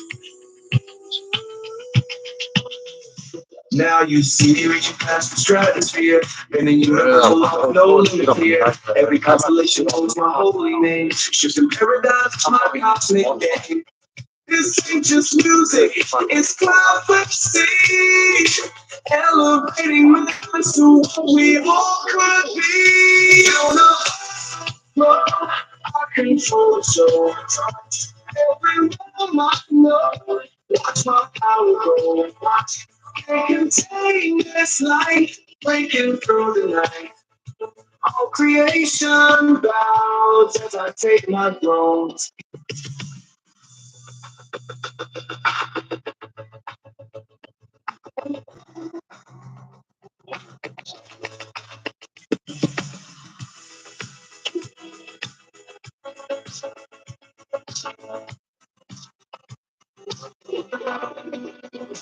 Watch me.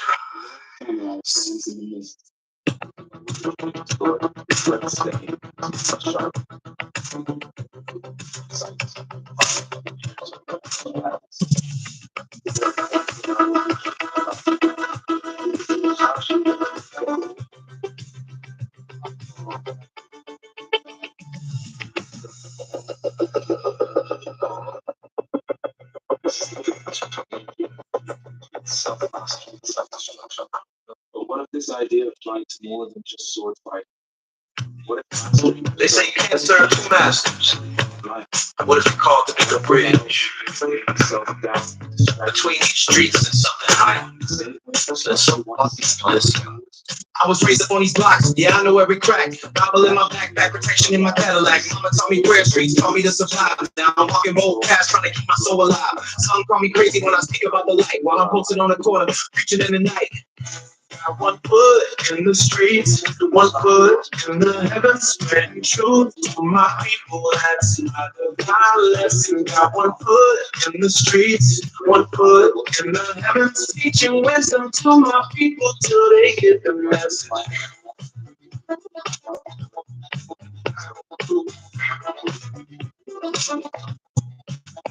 Yesterday, lost Marcus to them streets, they hit me hard. Found his little brother crying, sitting in the yard. Took him to the church, let him know he ain't alone. Showed him how to channel paint the prayer instead of chrome. Now he's asking questions about the power of love.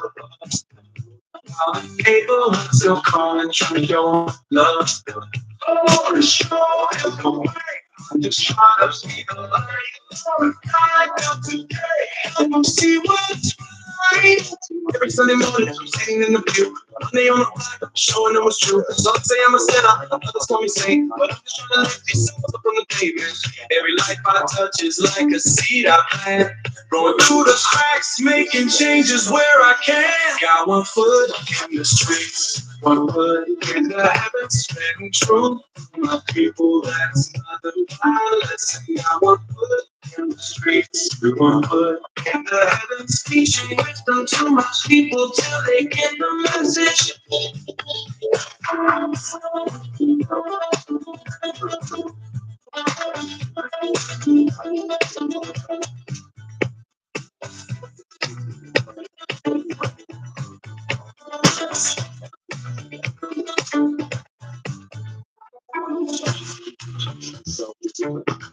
In a world full of distractions where instant gratification is just a click away, this is what's but it is also the foundation of success. He rejected comfort, avoided luxury, and committed himself fully to his path. He believed that true mastery requires sacrifice. He wrote, "Do nothing that is of no use." This means cutting out everything that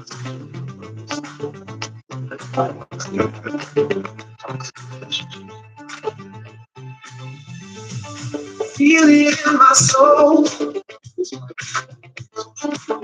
can't let it go. Power in my hands, time to let it go. Higher, watch me take it higher. Feel the pulse inside, let it be your guide. I'm a master, I'm a master. Got the power, got the power. I'm a master, can't you see? Divine energy. Move with the beat, make it complete. Cosmic energy, running wild and free. Love is the key, setting spirits free.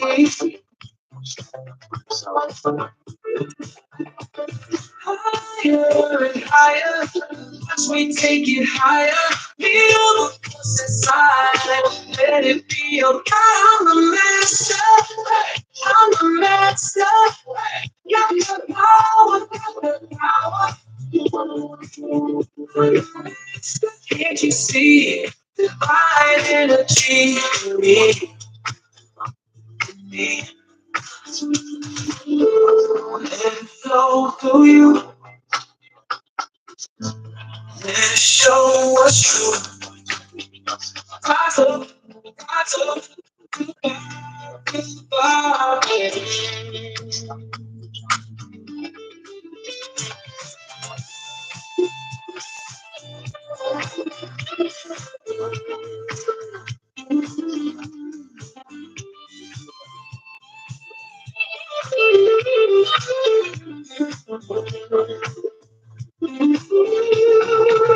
I'm a master, I'm a master. Got that power, got that power. you see divine energy in me? Divine energy in me.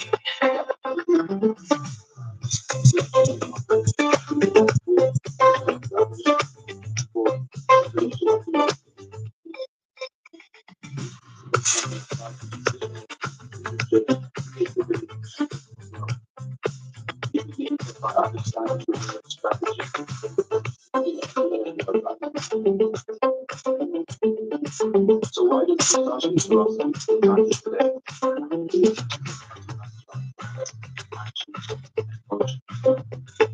Teaches us how to build discipline.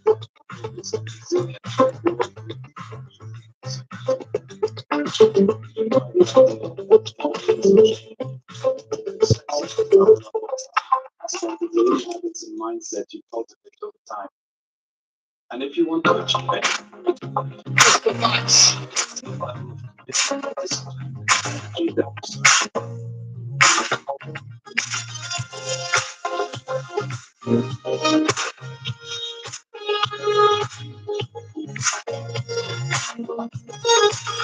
Late night deliveries, just another Tuesday shift. Radio's looking weird while I'm making my last gift. Static on every station, something ain't quite right. But I keep on driving forward through this quiet night. Turn the dial left or right. Frequency speaking to my mind. 933, can you hear me? Every station tells me something different now. Messages coming through, I don't know how, but I'm listening close. There's truth in the sound. 93, break it down, break it down. Wait, did I just hear my own voice through the static? 8 months of street instead, man, this stuff is magic. Different versions of me speaking through the waves. One about things that happen different ways. I hear sirens in one world, tears in another, same corner, same time, but the outcome's different. Clear as day, I hear a kid on a bike tonight. Watch the street religion if the time is right. Turn the dial left to right. Frequency speaking to my mind. 93.3, can you hear me? Every station tells me something different now. Messages coming through, I don't know how. But I'm listening close, there's truth in the sound. It's 93, break it down, break it down. Made that turn on Marshall, slowed down just the time, young kid on the nights. Almost crossed the line, but I hit my horn quick, made him stop and think. Changed the way I have to read, broke time and sick. Now the radio just playing normal songs again. But I know what I heard, know where I've been. Some frequencies connect us more than we know. Sometimes saving lives, we know when to go slow. Every station, every time I trust me back to files. Static fading out tonight. But the message came through.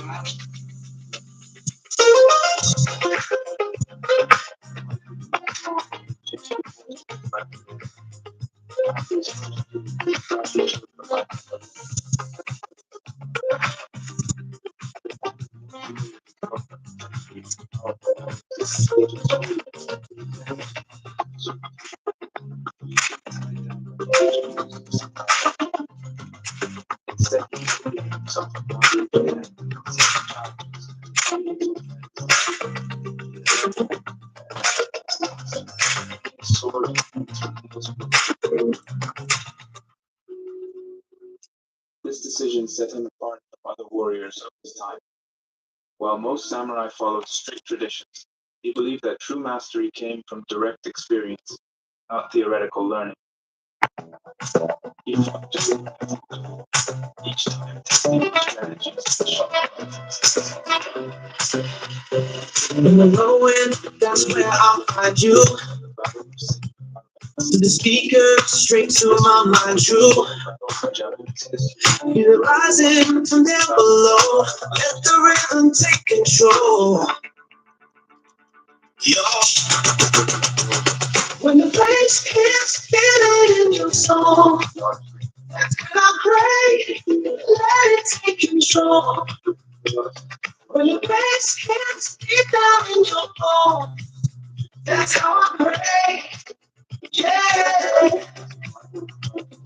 Every frequency opens doors. Ancient wisdom in these chords. Street prophets know what I mean. When that rhythm is clean in me, breaking down something more than what these eyes can see before. When the pain can't feel it, when I pray, let it take control. When the pain sinks deep down in your bones, that's how I pray. Yeah. Oh, let it move through me.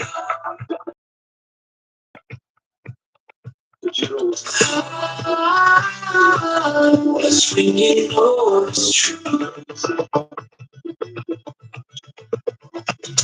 On the corner where sound meets faith, every beat is heaven's gate. Strip it down to pure vibration, find your own interpretation.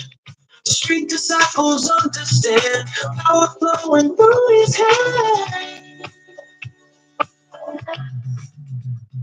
When the place gets feeling so, that's when I pray, let it take control. When the place gets deep down in your home, that's when I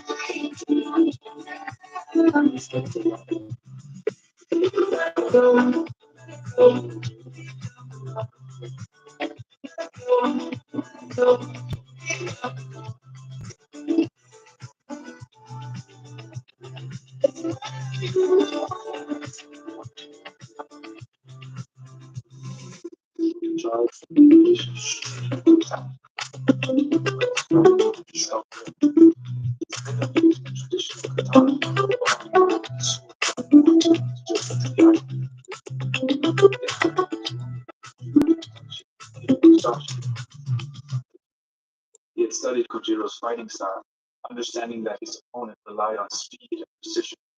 But Musashi also knew that a well-placed first strike would decide the fight. The moment Kojiro drew his sword, Musashi struck with incredible strength. see that comment there? That ain't just any pop. I watch you roll down, clench your tail down real low. Something changed about your ride more than chrome and paint shop. Been noticing the way you move, like you found something new. Got me wondering what happened to transform the real you. Every time you cruise on by, got the whole block stopping just to testify. Your 64's got power now, more than hydraulics. Something sacred in the way it moves, almost angelic. They say you're different since that night, got that special shine.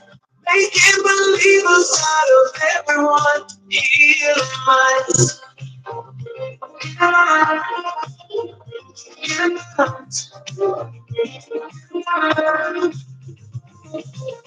Word on the streets getting loud about what you can do.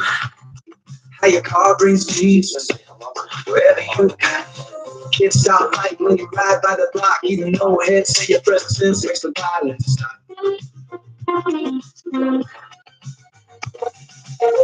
Every Sunday afternoon, low riders blessing everybody with the truth. Your 64's got power now, more than hydraulics. Something sacred in the way it moves, almost angelic. They say you're different since that night, got that special shine. Making believers out of everyone, healing minds. Healing minds.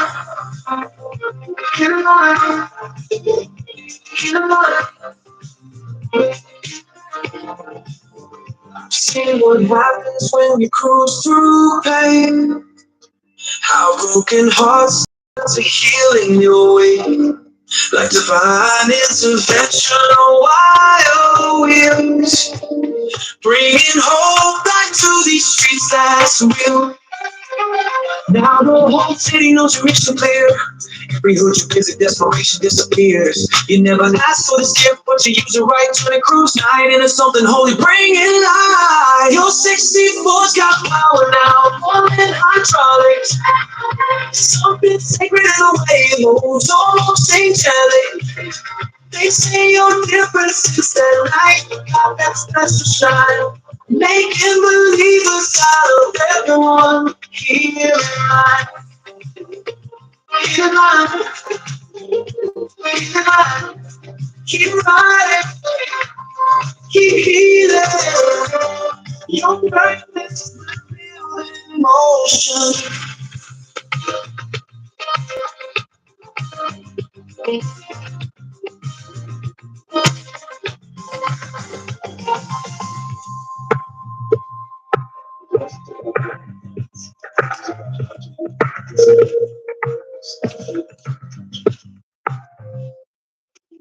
One of the core themes of Dohodo is discipline and detachment. Watch these streets. You feel me? Let me break it down.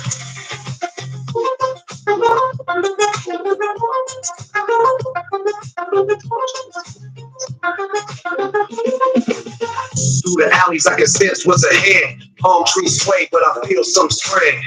Every corner got a message for me. Through the haze, man, I know what to see. Raised up here since I was just a kid. Now I move different, yeah, you know I did. Got a gift that keeps my people safe. Clear the block of what's causing pain. Some folks wonder why I walk so slow, but I'm reading everything down below. From Crenshaw down to Slauson now, I protect mine with the power I have. When they ask me how I always know, I just point up to the sky and go. Through these streets I got a different sight, and I use it just to make things right. I can see what they can't see. I can feel what they don't feel. I can change what needs to change. I can heal what needs to be. Every day I walk these paper blocks, reading energy like reading clocks. Some folks running, but they don't know why. I can spot the reason as I walk by. Got the touch that makes the bad people back. Keep it pushing down a clearer track. The sun sets and it comes down. I'm still working, moving round and round. Like a guardian with a special view. See it through what others can't see through. From these streets to the highest hills. Convert the bad times into skills. Coach bless me with this kid right here. Keep it moving, keep the vision clear.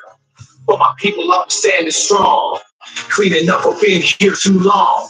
I can see what they can't see. What they can't see. I can feel what they don't feel.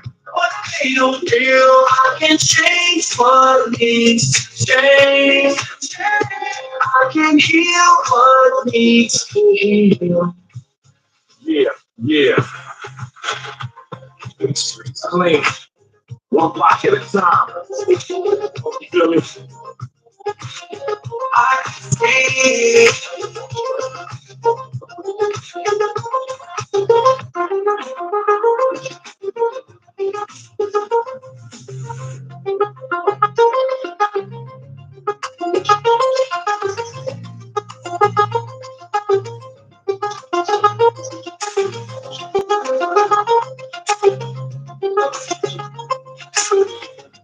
Must let go of attachment. This doesn't mean you shouldn't love or care for others, but that you should not cling to things out of The master of the speaking forth, the God of the universe, magic power that ends all heroes, 100% love, forever power. G, walk, dance, grace, joy.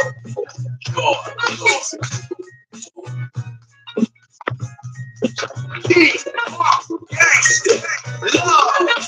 love. G, walk, divine, yeah, G, walk. West Coast, West Coast, West Coast, West Coast, West Coast, West Coast, West Coast, West Coast, West Coast, West Coast.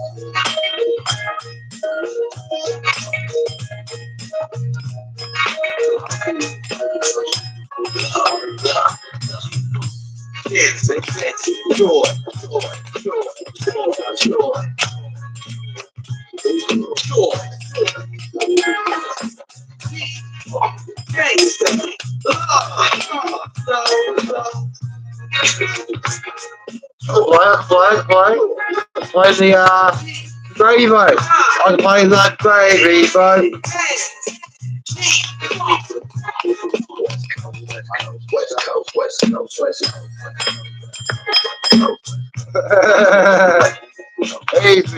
I love it. You know, street musicians that play all the lights in the clock. I love it. Let's go. Let's go.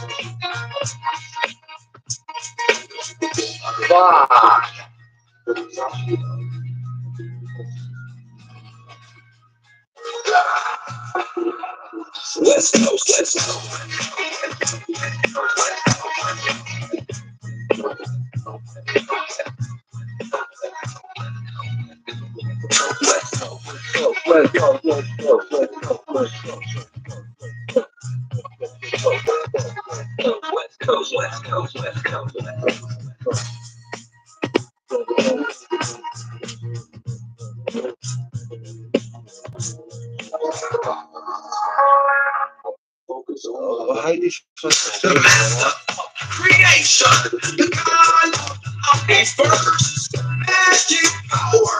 Now ends all equals 100% love, forever power. G-Funk, dancing, graceful, choice. G-Funk, gangster, love, G-Funk, G-Funk. West Coast, West Coast, West Coast, West Coast, West Coast, West Coast.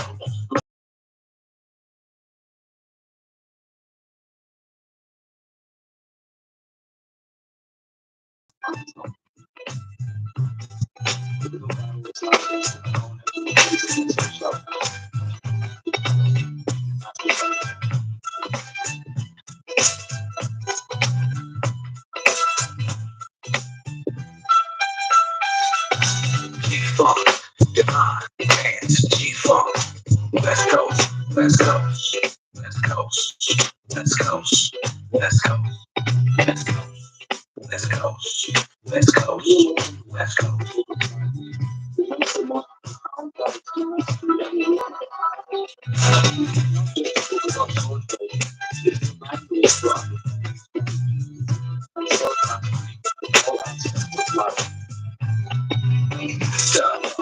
Creation, the magic power now ends all evil. 100% love, forever power.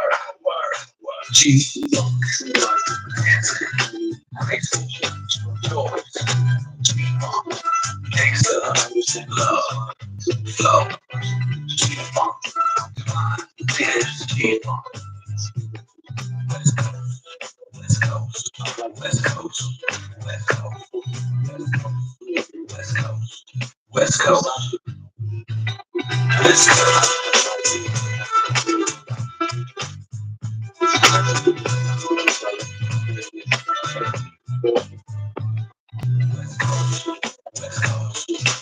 go. Let's go. West Coast. West Coast. Let's go.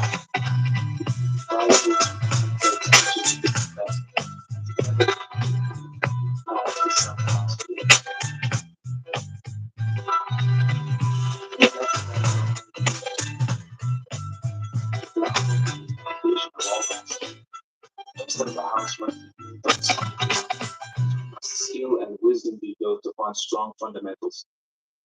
Musashi believed that before a person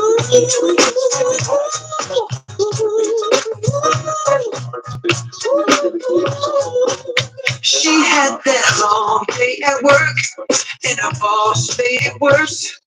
Her man put her first, now she dancing.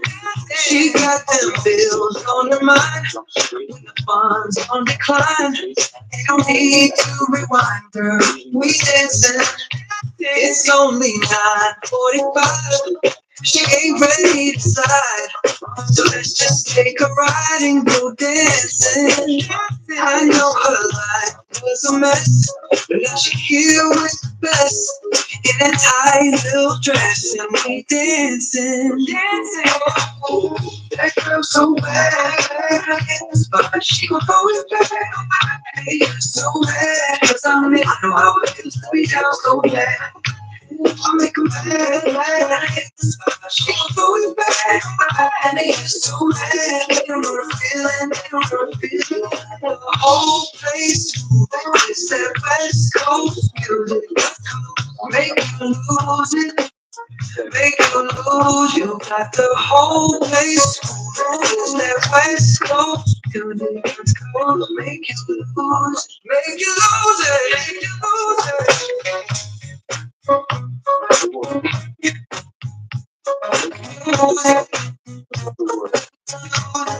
what is form? It's the shape of whatever continues effortlessly around us. This is the lesson of the importance of so bad, I think this spot, you don't know it back. It's so bad, 'cause I'm down so bad. I make them mad, I hit the spot, you don't know it back. And they just so mad, they don't know the feeling, they don't know the feeling. so this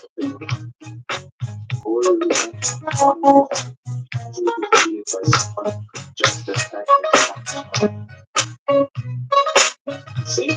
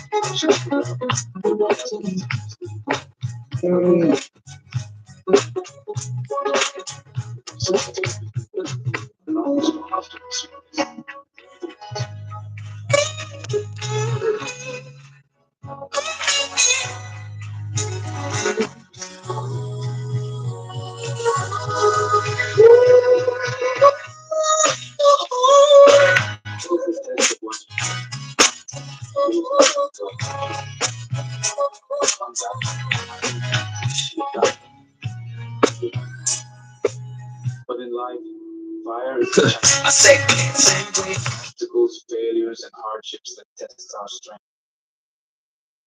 I say, that's a graceful choice. Love, love, love, love. Divine dance, G-Funk, and a West Coast. Divine dance, G-Funk, in the West Coast. Divine dance, G-Funk in the West Coast. Divine dance, G-Funk in the West Coast. West Coast. Dancing, graceful joy, gangsta love. Divine dance, G-Funk in the West Coast. Divine dance, G-Funk in the West Coast. Divine dance, G-Funk in the West Coast. Divine dance, G-Funk in the West Coast. West Coast. Dancing, graceful joys, gangsta love, love. Dancing, graceful joys, gangsta love, love. Dancing, graceful joys, gangsta love, love. Dancing, graceful joys, I say gangsta love, love. I say dancing, graceful joys, gangsta love, love. Dancing, graceful joys, divine dance, G-Funk, get the West Coast. Divine dance, G-Funk, get the West Coast. Divine dance, G-Funk, get the West Coast. Divine dance, G-Funk, get the West Coast. West Coast. That's the West Coast.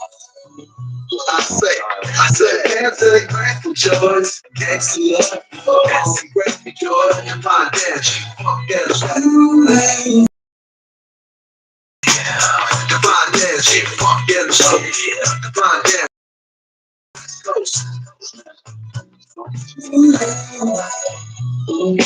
Dancing, graceful joys, gangsta love. I say, dancing, graceful joy, dancing, graceful joys, gangsta love, love, gangsta love, love, dancing, graceful joys, I say, gangsta love, love, dancing, graceful joys, gangsta love, love. I say, dancing, graceful joys, gangsta love, dancing, graceful joys, divine dance, G-Funk, get the dancing, graceful joys,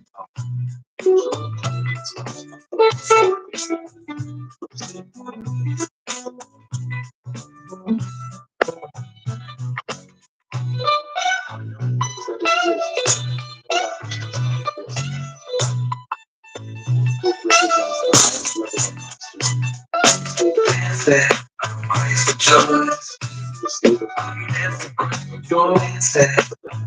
graceful joys, gangsta love, love, dancing, graceful joys, dancing, graceful joys, graceful joys, gangsta love, flow, gangsta love, flow, dancing, dancing, graceful joys, gangsta love, dancing, graceful joys, divine dance, Is to let go of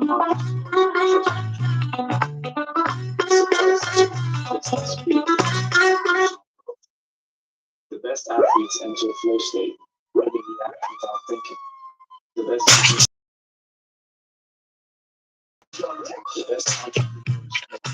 power of creation. Power of creation.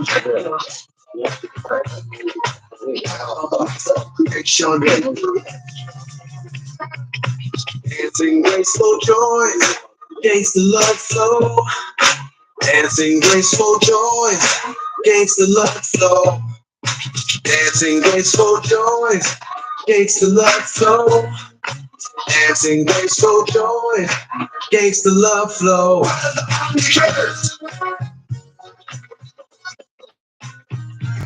Reverse. Gotta reverse. Gotta reverse. Yeah. Magic power in all evil. Magic power in all evil. Magic power in all evil. Magic power in all evil. Yeah.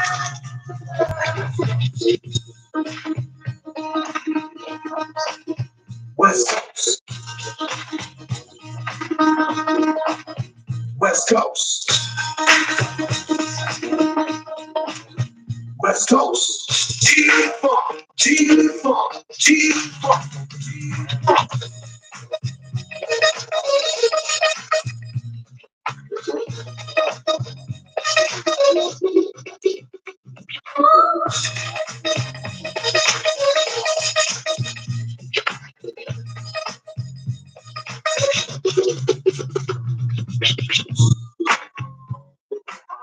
instant gratification. Social media fast food.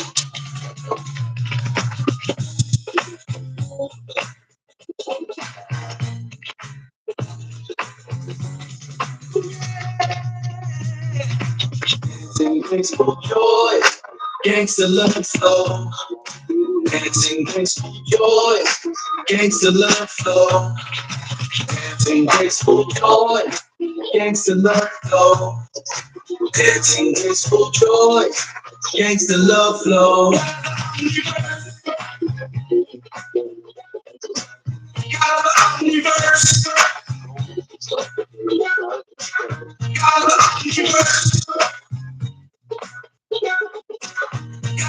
Universe.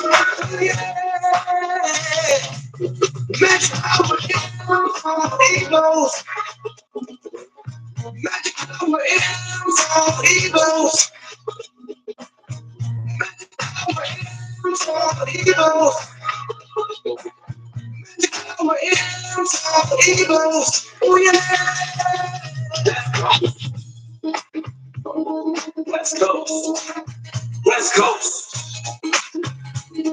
West Coast. West Coast. G-Funk. G-Funk. G-Funk. G-Funk. G-Funk. G-Funk. G-Funk. G-Funk. G-Funk. G-Funk. G-Funk.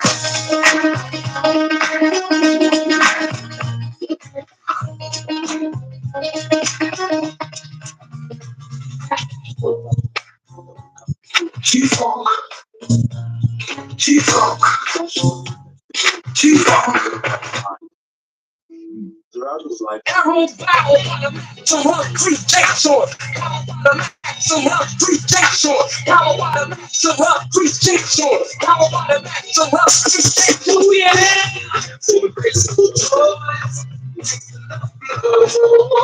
the way to remove fear.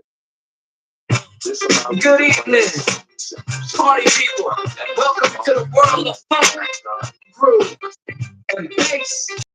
Let's join together in the dance of life.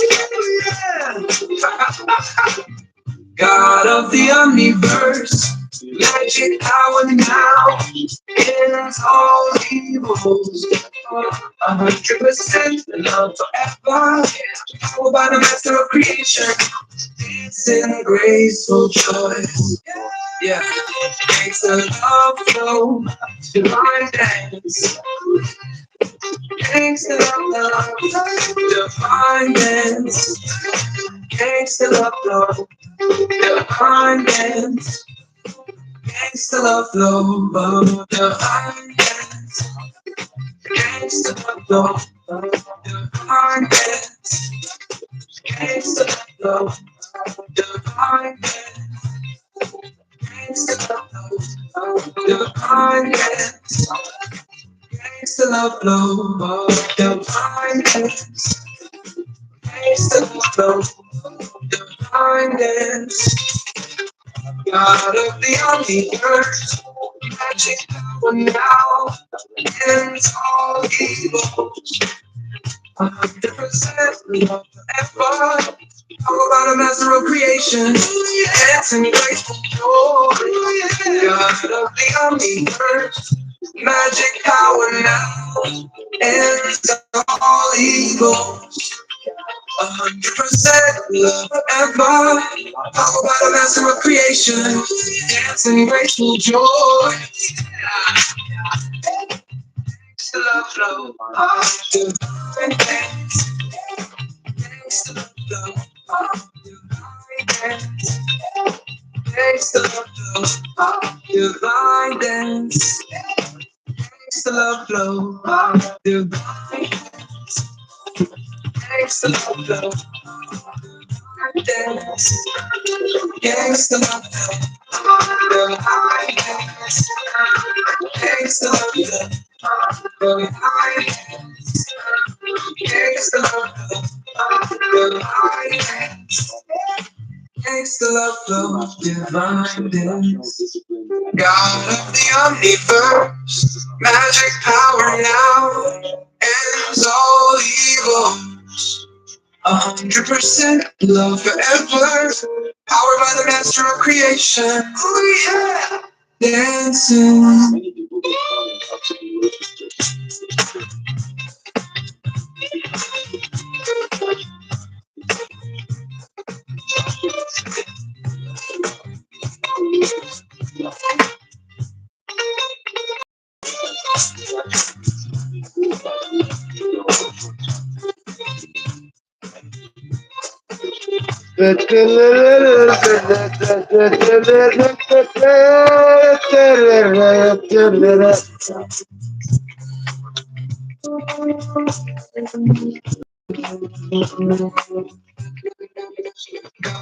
The universe, magic power now, it's all we do. 100% forever, powered by the master of creation. Dancing.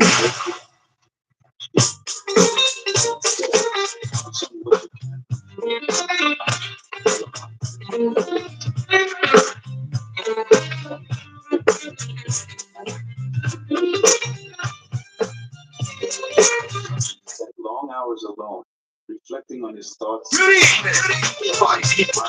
Welcome to the world of focus, groove, and bass. Let us join together in the dance of life. Yeah. God of the omniverse, magic power now. Ends all evil, 100% love forever. Yeah, how about the master of creation? Dancing graceful joys. Yeah. Gangsta love flow, divine dance. Ooh yeah, gangsta love flow, gangsta love flow, gangsta love, gangsta love, gangsta love flow, gangsta love, gangsta love, gangsta love, gangsta love.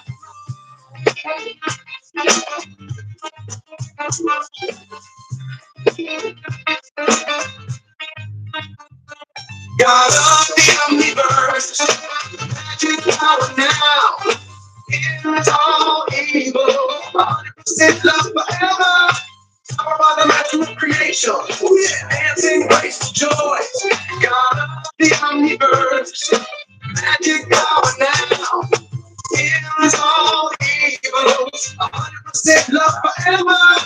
Power by the master of creation, dancing graceful joys. Thanks to love, thanks to love, thanks to love, thanks to love, thanks to love, thanks to love, thanks to love, God of the universe, magic power now. It's only 100% love forever. Power by the master of creation. Ooh yeah, that's it.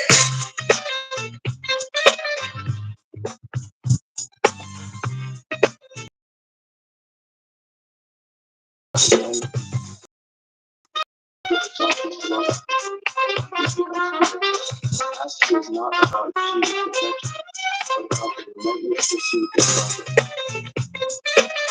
progress. Sashi himself, even after working, after writing, God of the universe, magic power now. In all evil, 100% love forever. All about the master of creation. That's it.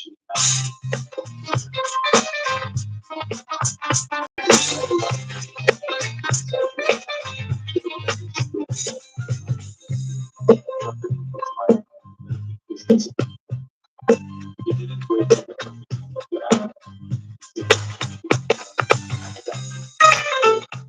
This is what he said.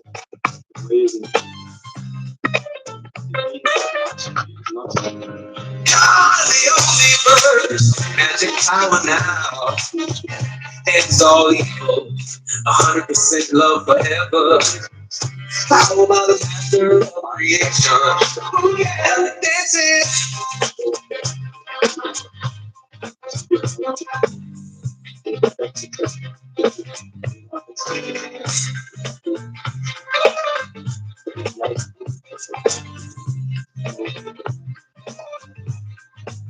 Those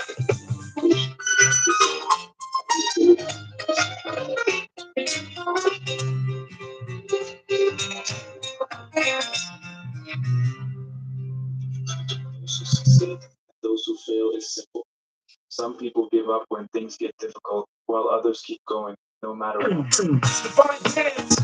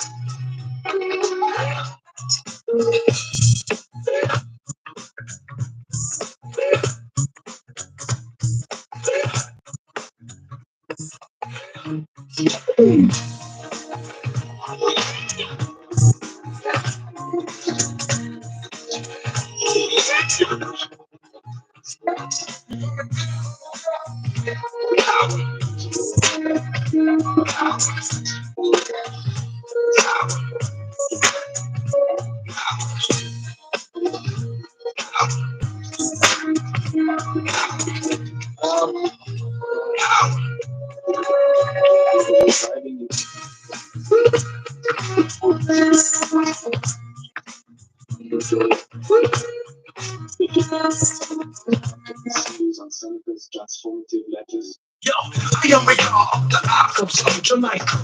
You know, we're gonna also let it all leave. But for 100% love forever by the master creation. Divine dance. Divine dance. Divine dance. Oh, yeah. I am the god of the universe. Oh, yeah. Magic power now ends all evil. Now ends all evil. Now ends all evil. 100% love forever. 100% love forever. The master of creation. Gangsta, gangsta. Divine dance. Divine dance. Gangsta. Divine dance. Divine dance. You're the god of the omniverse, right now. You're the who's involved. Love forever, the master creation. Divine dance, divine dance, gangsta, gangsta. Divine dance, divine dance. I am the god of the omniverse. Magic power now ends all evil. Now ends all evil. 100% love forever. 100% love forever. Master of creation. Gangsta, gangsta. Divine dance. Divine dance. Gangsta.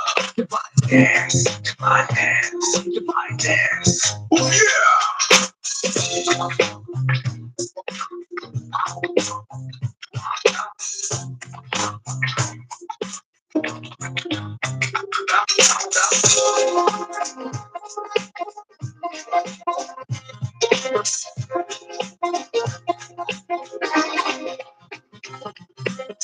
I am the god of the omniverse. Oh yeah, magic power now ends all evil. Power now ends all evil. Power now ends all evil. 100% love forever. 100% love forever.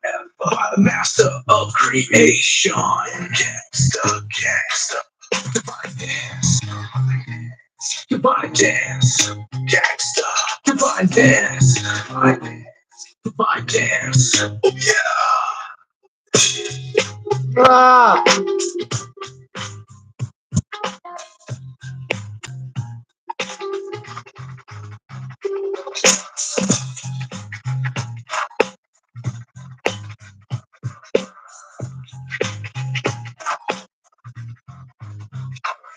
That's the god of the universe.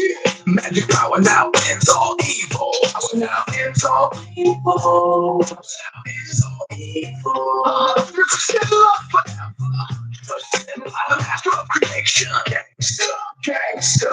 Divine dance. Divine dance. Gangsta. Divine dance. Divine dance. Oh yeah. Oh yeah. I am the god of the universe. Magic power now ends all evil. Power now ends all evil. Power now ends all evil. 100% love forever. 100% love. Master of creation. Divine hands. Divine hands. Divine hands. Gangsta. Divine hands.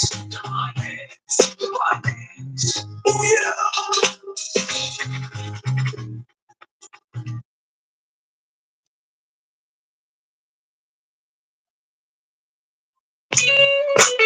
Yeah. God. I am the god of the universe. Oh yeah. Yeah. Magic power now ends all evil. Power now ends all evil. 100% love forever. 100% love forever. The master of creation. Gangsta, gangsta. Divine dance. Divine dance. Gangsta. Divine dance. Divine dance. Gangsta. Oh, I am the god of the universe. Yeah. Magic power now ends all evil. Power now ends all evil. 100% love forever. 100% love forever. I'm the master of creation. Gangsta, gangsta. Divine dance. Divine dance. Gangsta. Divine dance. Divine dance. Gangsta. Ooh, yeah. Oh, I am the god of the universe. Yeah. Magic power now ends all evil. Power now ends all evil. 100% love forever. 100% love forever. By the master of creation. Gangsta, gangsta. Divine dance. Divine dance. Gangsta, gangsta. Yeah. Ooh, divine dance. Divine dance.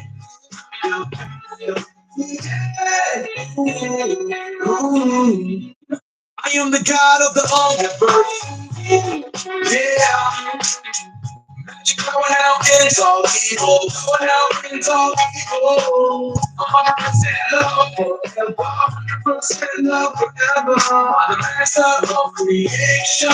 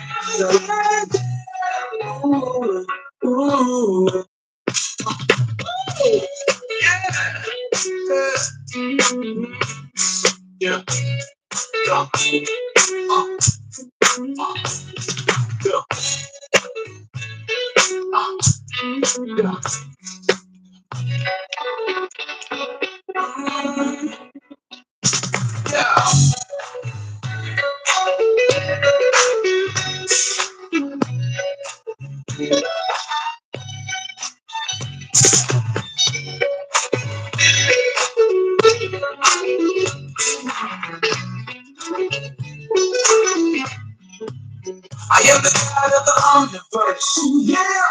Yeah. Magic power now ends all evil. Power now ends all evil. 100% love forever. 100% love forever. The master of creation. Gangsta, gangsta. I dance. I dance. Gangsta, gangsta. Magic power now ends all evil. 100% love forever. Above the maximum creation.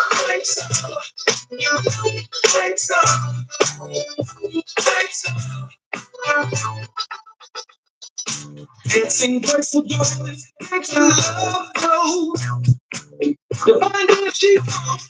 West Coast. Magic power now all evil. 100%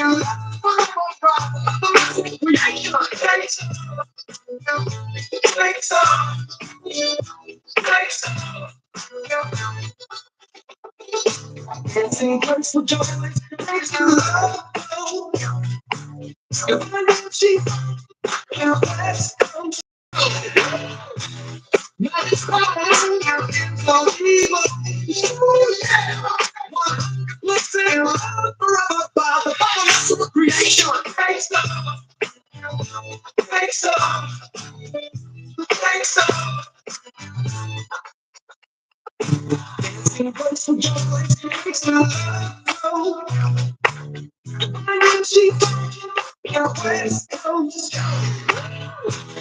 Magic power, your evil. So yeah, 100% love forever by the bottom of creation. Makes love, makes love, makes love. And works for joy, makes love. Energy, your West Coast.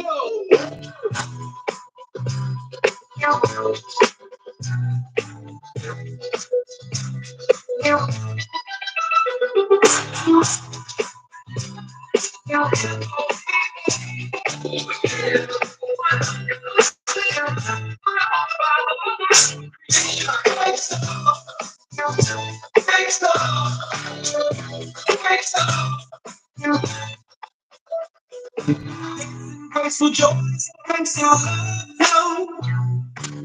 When she your West Coast show. Magic all evil. So yeah, 100% forever by the bottom. Makes up, makes up, makes up.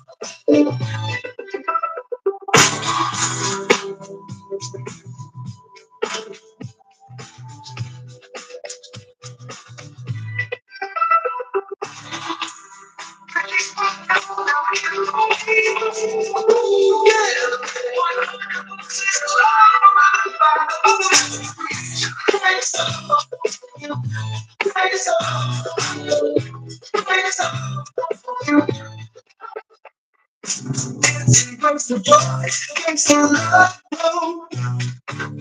My days keep it's West Coast, yo. Now, it's all evil. Ooh, yeah. 100% love forever. Praise the praise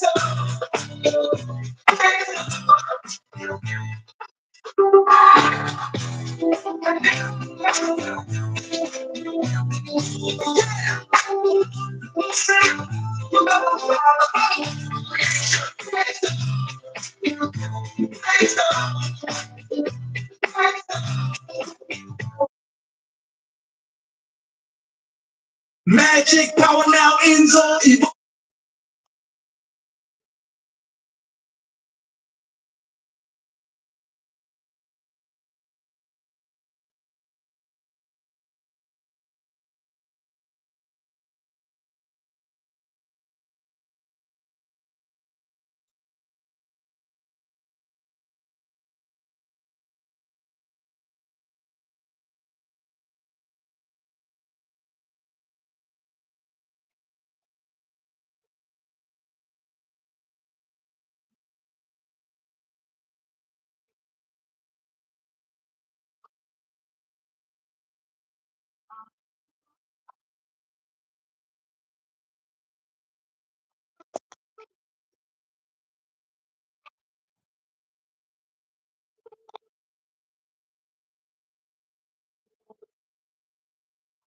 For men who leap from one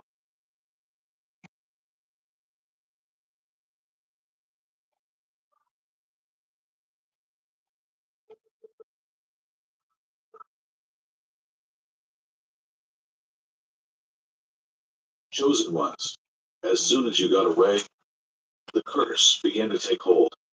A poisonous vow engraved in each dilapidated street and dim alleyway. This was more than simply animosity. It was a communal rage that was uncontrollable and unforgiving. You had to turn a whole city against you in order to survive. The community was filled with an inexplicable hatred. Your existence was a transgression of its most revered unwritten rule and an insult. Sidewalks shook with malicious purpose, and windows turned into watching eyes. Every step you made was a challenge to an unforgiving darkness, and every breath you breathed was a crime. The city will never forgive you for making it out. They bathed you in shame, clothed their daggers as care, and attempted to murder you in broad sight while claiming it was healing. Didn't you sense it? Yes. And spells of bewilderment. Yes. It caused you to question your own name. Yes. Clad in grins, they labored in circles. Every hug they gave was a siphon, and every prayer they spoke was a disguised curse. Yeah. They wanted your identity to crumble into theirs, your voice to falter, your resolve to break. They didn't only want your body. They performed a medical procedure in addition to a spiritual one. Yeah. They wanted to silently sow and remove your soul. This was war, not only jealousy. The altar was you. They brought you forward because they believed you would make the ideal lamb. Soft, solitary, and inquisitive. They put you through sorcerous, humiliating procedures that they believed you would secretly break. AIDS, HIV, internalized energy decay, spells of confusion that changed your reflection, and curses that are aimed to cause you to collapse.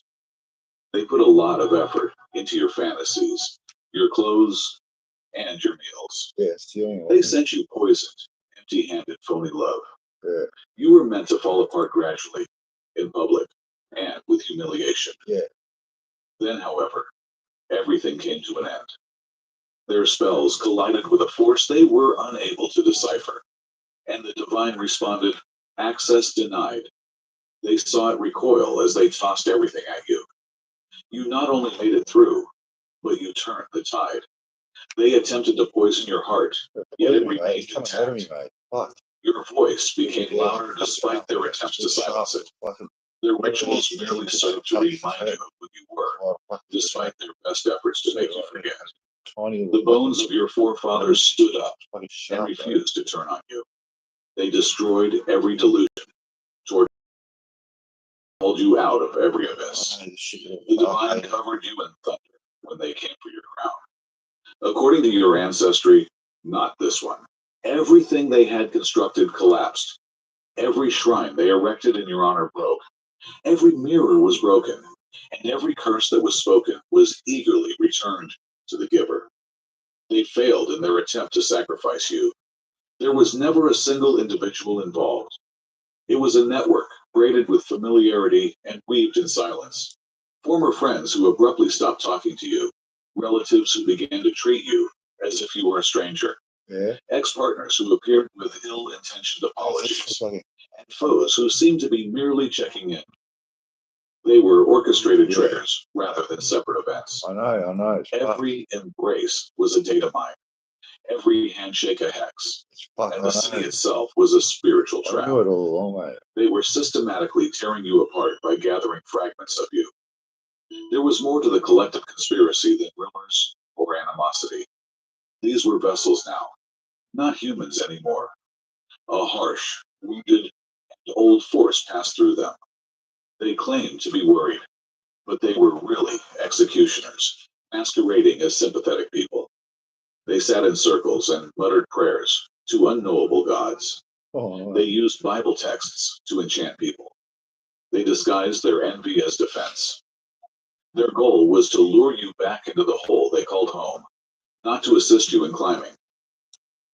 The city was indicated, yet you felt as if you were on neutral territory. Their customs were ingrained in the ground and were not just personal. Every lie left a scar. Every betrayal left residue. The buildings are drenched with remorse, and the walkways resound with spells. Because of what they did to you on it, the earth itself is grieving. It laments the light they attempted to put out. You were destined to pass away there, both physically and spiritually. Yes, I know. That's Your fucked. grave was intended to represent the town.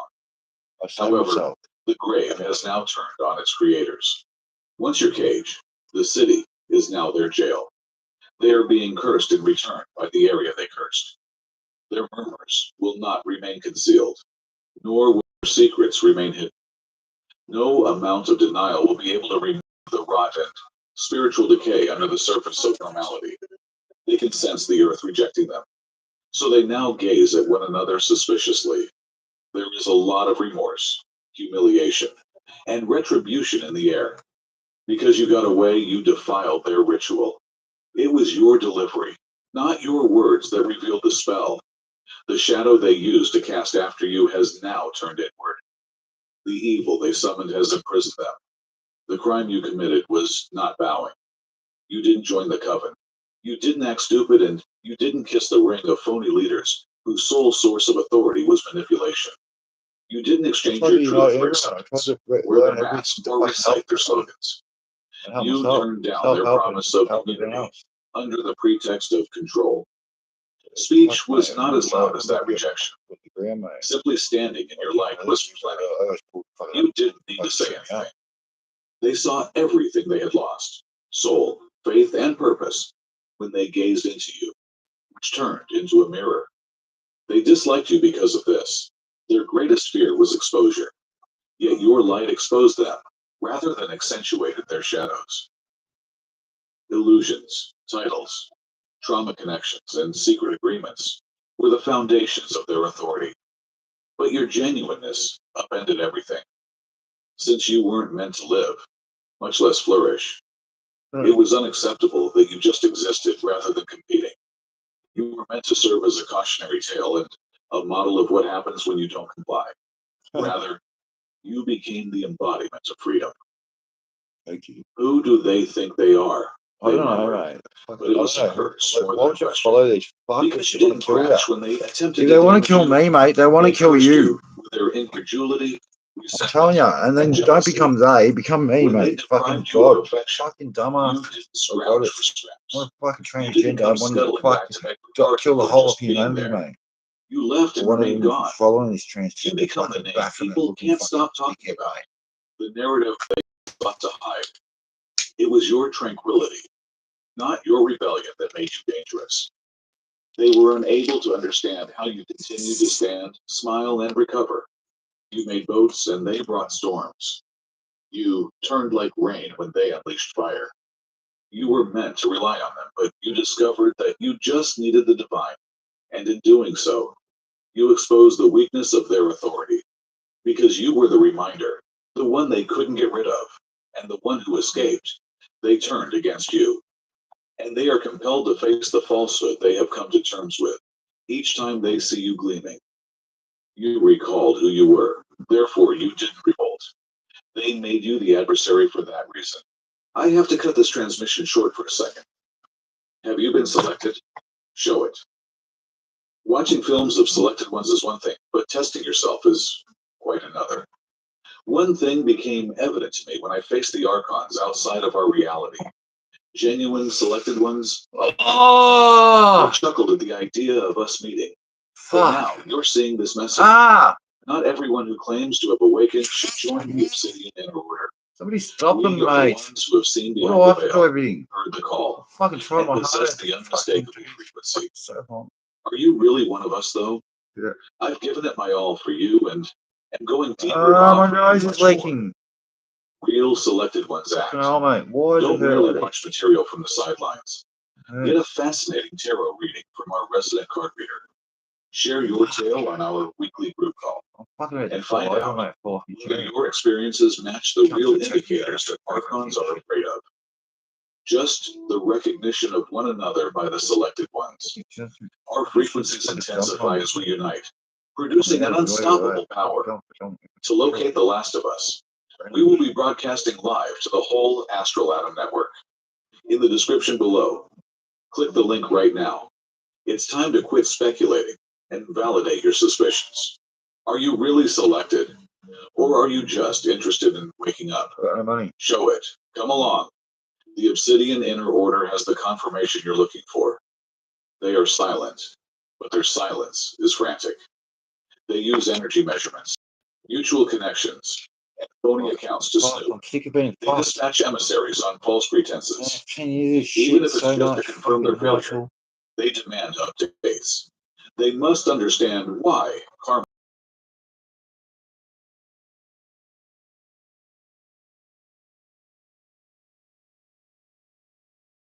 would fail. It came back with them. Instead of seeing you wither, they are seeing themselves disintegrate. Oh, how complicated their humiliation scene was. They were supposed to chuckle behind closed doors about your failure and make you the local joke.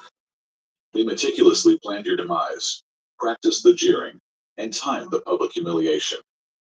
They are now the ones hiding, however, since something changed. The magic switched. Their names are the ones muttered with sympathy. Their own spirits are restless. Their own coven whispers about them. Karma is using their expressions on stage to write fresh punchlines when the joke fell apart. Ironically, they continue to watch getting a crack. They believe your glow would fade if they look at you for too long. Yet it just becomes brighter. And they become more damned the more they obsess. Your presence is an unavoidable preaching to them. Your silence is louder than any retort. And because of their fixation, they are tormented by what they couldn't do to you, rather than what you did. They cannot be over you since your survival was prophetic, rather than just personal. Unquestionably, you became the one thing they feared most. Every look they give you is filled with embarrassment. You're untouchable, yet they targeted your heart because they knew your spirit was safe and your intellect was powerful. The real objective was that. They gave friendship steeped in honey and poison, brought you partners who were really shadows. Spells masquerading as devotion. Since a hardened heart is incapable of divinity, they just needed to ruin your softness and murder your body. They also thought they could cut off your link to the truth if they could shut down your heart. Emotional assassination was the strategy. However, trauma spells broke before impact, and love spells failed. Like rotten fruit in the sun, the phony friendships came to light. Through manipulation and neglect, they attempted to rewrite your sense of value, bound you with sympathy, and ensnare you in guilt. They believed that you would cease loving yourself if they made you feel unlovable. However, your heart caught fire instead of folding. You saw through the empty eyes and hollow embraces, through the charade. You remained kind without being foolish. You were rescued by it. Your heart became your protection, not simply a means of survival. They discovered knowledge where they had anticipated wounds. You established boundaries where they sought to sow resentment, and that frightened them because a heart that remains light in a world that seeks to destroy it is untouchable. They saw your holy clarity. They desired your emotional breakdown. You raised your heart, not closed. You discovered how to bless and block at the same time, forgive without coming back, and love from a distance. The holy weight scale is now shown. Your innocence was weighed against every ritual they performed, every treachery they planned, and every lie they spoke. The cosmos is not forgetful. The Most High is fair, yet it does not play favorites. Your heart is as light as a feather, whereas theirs is weighty. You just kept your spirit pure, while theirs sunk in filth. You didn't strike back or curse them back. Because of this, the judgment is coming down quickly and forcefully on them. The one thing they believed they could shatter was your heart, yet it turned out to be impervious to touch. That's why they're unraveling, and that's why you're still standing. They spotted the trap creating before you realized it was placed. Standing tall in places unseen, your ancestors watched every setup, every spell, and every snake move with old eyes without flinching. These were warriors, guardians, and lineage generals who would not allow you to become a casualty. They were not docile spirits murmuring love and light. They changed timelines to save you from pitfalls you were unaware you were entering. And they stopped bullets you didn't even anticipate. They snatched you out before the blade could touch your flesh when you suddenly felt the need to flee, to ghost, or to become silent. Your ancestry is schooled in survival and holiness. Therefore, this was nothing new to them. These ancestors were allocated to you, not only associated with you.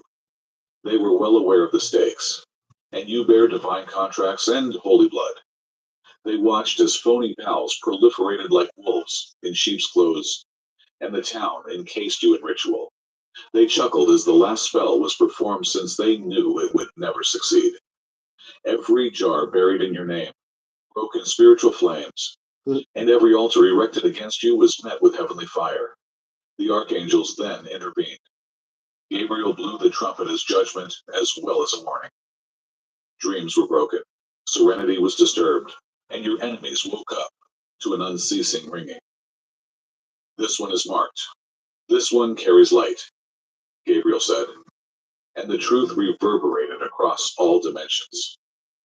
Michael took the sword out of its sheath as they attempted to twist. He was always there to protect you with holy aggressiveness, severing ropes they attempted to tie, and shutting portals they believed would swallow you whenever they assaulted your joy, your voice, or your breath. His presence blazed the spiritual battlefield. Raphael arrived with balm rather than retribution. Raphael repaired every grief they attempted to use as a weapon. He sealed every betrayal that attempted to leave you scarred. He countered every effort to use your tenderness against you, since healing is a power rather than a passive process. Raphael ensured that your injuries become assets rather than vulnerabilities. Your spiritual crew surrounded you like a stronghold. You were never alone yourself. You did more than merely defend. They were guiding your steps, revealing the truth even when you couldn't see it, and whispering strategies. All of them. All of the protection. That weird dream, that instinct, that abrupt want to cut off contact. The fact is that they never fought you. Rather, they fought against your support, which was untouchable, heavenly, and old. You were crowned, covered, and carried. You did not survive by accident. They cursed themselves with envy, which was the real curse. The only spell that really stayed was the one their envy cast, despite their attempts to curse you, hex you, and humble you. You didn't deserve your talents, your calm, or your freedom. It hissed into their heads as it grew under their flesh like rot. They were ill as a result, and the more they focused on you, the more their personal lives fell apart. They needed you to fall because your ascent revealed everything they claimed not to feel. They didn't simply want you to fall. They became peaceful, smiling, well-dressed monsters out of jealousy. The sword who pray for your destruction in languages they hardly comprehend and lit candles behind your back. However, you didn't need to do anything since the blowback was rapid. They are being consumed from the inside out by the precise spell work they delivered. Their relationships collapsed, their brains shattered, and their money dried up. Of course, they blame you, but not because you hurt them. To them, the greatest betrayal was that you just survived, without ever speaking to them. You used your survival, your joy, and your stillness to express rather than your mouth. You shone, you healed, you continued to go ahead while they remained fixated. They had thought you would get angry, retaliate, or descend to their level. They were unable to stare at you without collapsing. In the hopes that anything would stick, they performed spell after spell, but each ritual ended up becoming a noose around their own neck. Despite everything, they continue to cast, reach, observe, and unravel. The city is now devouring itself. The guilt is too loud for them to ignore, and they are the culprit, not you. Their mentors steer clear of them. Their own covens chuckle behind closed doors. Karma rearranges, not just knocks. Their demise is already upon them. It is not coming. How about you? You were resilient, so you didn't need retribution. You were the evidence. You didn't need it. Everything around them was poisoned by their jealousy. Yet that just made your light more dazzling. Their desire for your destruction above their own recovery is the curse they will never be able to overcome. The blood that runs through you, the codes you hold, and the contracts you were born into, but never signed, were all part of this conflict, which was never just about you. You were targeted because of your divine lineage, which is woven with protection, prophecy, and purpose. You entered a battleground masquerading as a neighborhood rather than a city. Before you ever knew your own name, a spiritual battle was already in full swing. Yeah. And your existence was upsetting silent agreements established over generations. They were attempting to take over your family tree, not just your intellect.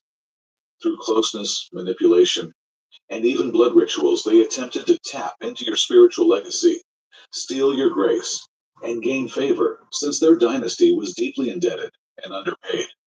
However, each effort they made simply served to expose them more. You were supposed to stand out, not fit in. Every phony relative and spiritual killer posing as a friend was attracted to your DNA rather than you. They desired access and perceived your light as money, but you were protected by the holy. Every strategy honed your judgment, and every assault just strengthened your anointing. Your inheritance was ignited by what was intended to destroy you. Their lineage is now disintegrating since they were unaware that attempting to curse you would bring criticisms.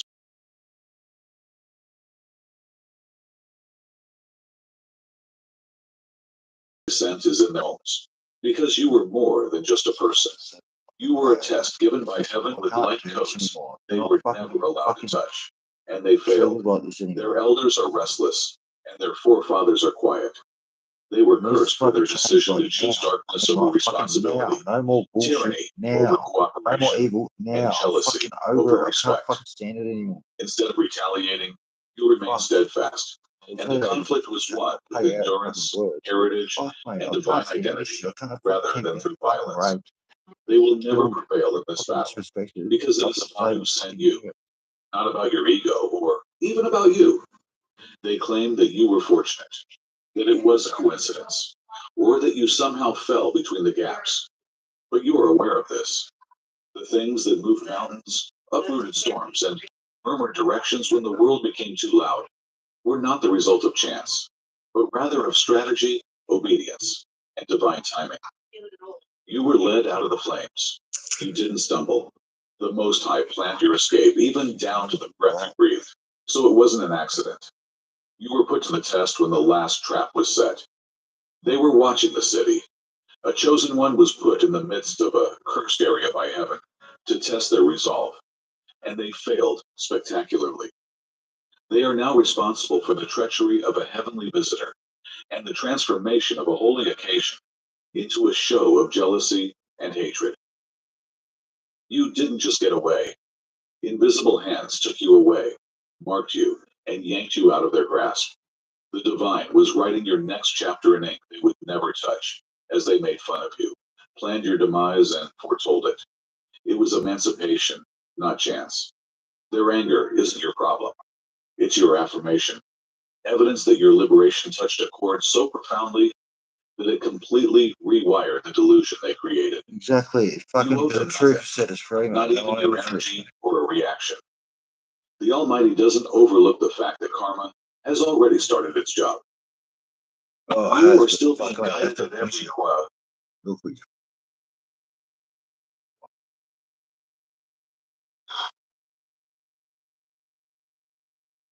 The wolves do not chase the weak.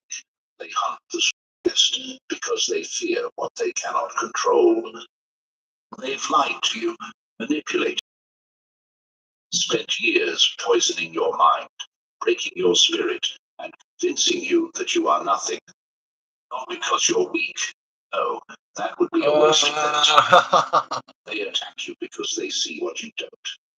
You are chosen. They use against you in silence, whispering doubts into your mind, placing obstacles in your path, turning those closest to you into weapons against you. They make you question your purpose because they know exactly what it is. They fear your awakening more than anything. Because once a chosen one steps into their power, the enemy loses all control. Before we go deeper, take a second to like this video and subscribe, because this message is being silenced, not just for you, but for every chosen one out there who is struggling, lost, searching. When you engage, you break the chains they put on this truth. You tell YouTube's algorithm it doesn't matter that what I more do, chosen ones need to hear this. And trust me, they don't want that to happen. So if this message hits your spirit, if something inside you is waking up as you listen, then share this, comment below, and stand with your people. Now listen carefully. This is not a game. This is not another empty motivation speech. This is your final message before the shift. The war is already here. It's not fought with swords, but with manipulation, with distractions, with control over your energy. Your mind is the battlefield. Every time you hesitate, every time you question yourself, they win. You've been tested, tormented, isolated, not because you are cursed, but because you are feared. The most dangerous thing in this world is a chosen one who knows their power. That power is not something you could buy, learn, or fake. It was given to you before birth, written into your very spirit. They can study you, imitate you, and try to steal your essence, but they will never be you. Exactly. And that haunts them. Oh no, I drew That's them why on they mix. work so hard. Fucking hell, make me draw, man. I never used to draw. Fucking hell. The chosen carry something the world cannot explain. The worst, mate. Why do everyone in the sidewalk draw, mate? A presence that What cannot are they be doing ignored. to us? They're fucking Even us. when They're you fucking, feel seriously, they it's not see good, mate, what they're doing. even when You you can't doubt fucking with the yourself, police. they know your They strength. fucking go walk in there and have a look what they're Look at doing. They your come to life. us. Don't fucking hurt us all, mate. The betrayals, the sudden moments where everything seemed to crumble right before you were about to rise. Fuck off, mate. Those It's were not crime. You believe something. coincidences. Unless They you were fucking moves believe in on your a fucking evil, chessboard mate. designed to evil. keep you from stepping into You your believe it, destiny. but not believing They send people being to drain you, to distract you, to break you. Not because you're weak, but because your power is too great to be left unchecked. They keep you trapped in cycles of self-doubt, toxic relationships, and endless distractions, so that you never have the time, the energy, or the clarity to see the truth. You were never meant to fit in. You were meant to lead. The universe has marked you. and there is nothing they can do to erase that. They can lie, manipulate, and try to destroy you, but they cannot replace you. That's why they settle for breaking you, for making you second-guess yourself, for keeping you exhausted and lost. Because the moment you decide to reclaim your power, everything changes. So let me ask you, are you ready to wake up?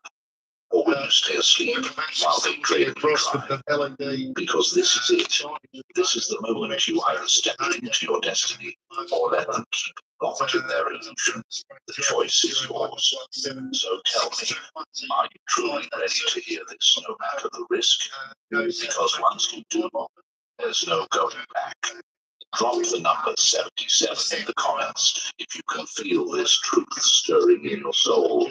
Stay locked in, because what comes next will shake you to your core. Let's begin. 1. They know who you are, even if you don't. The greatest trick the enemy ever pulled was convincing the chosen they were powerless. They knew who you were before you ever had a clue. Long before you questioned why life felt different for you, why you always felt out of place, why the betrayals hit harder, why nothing came easy.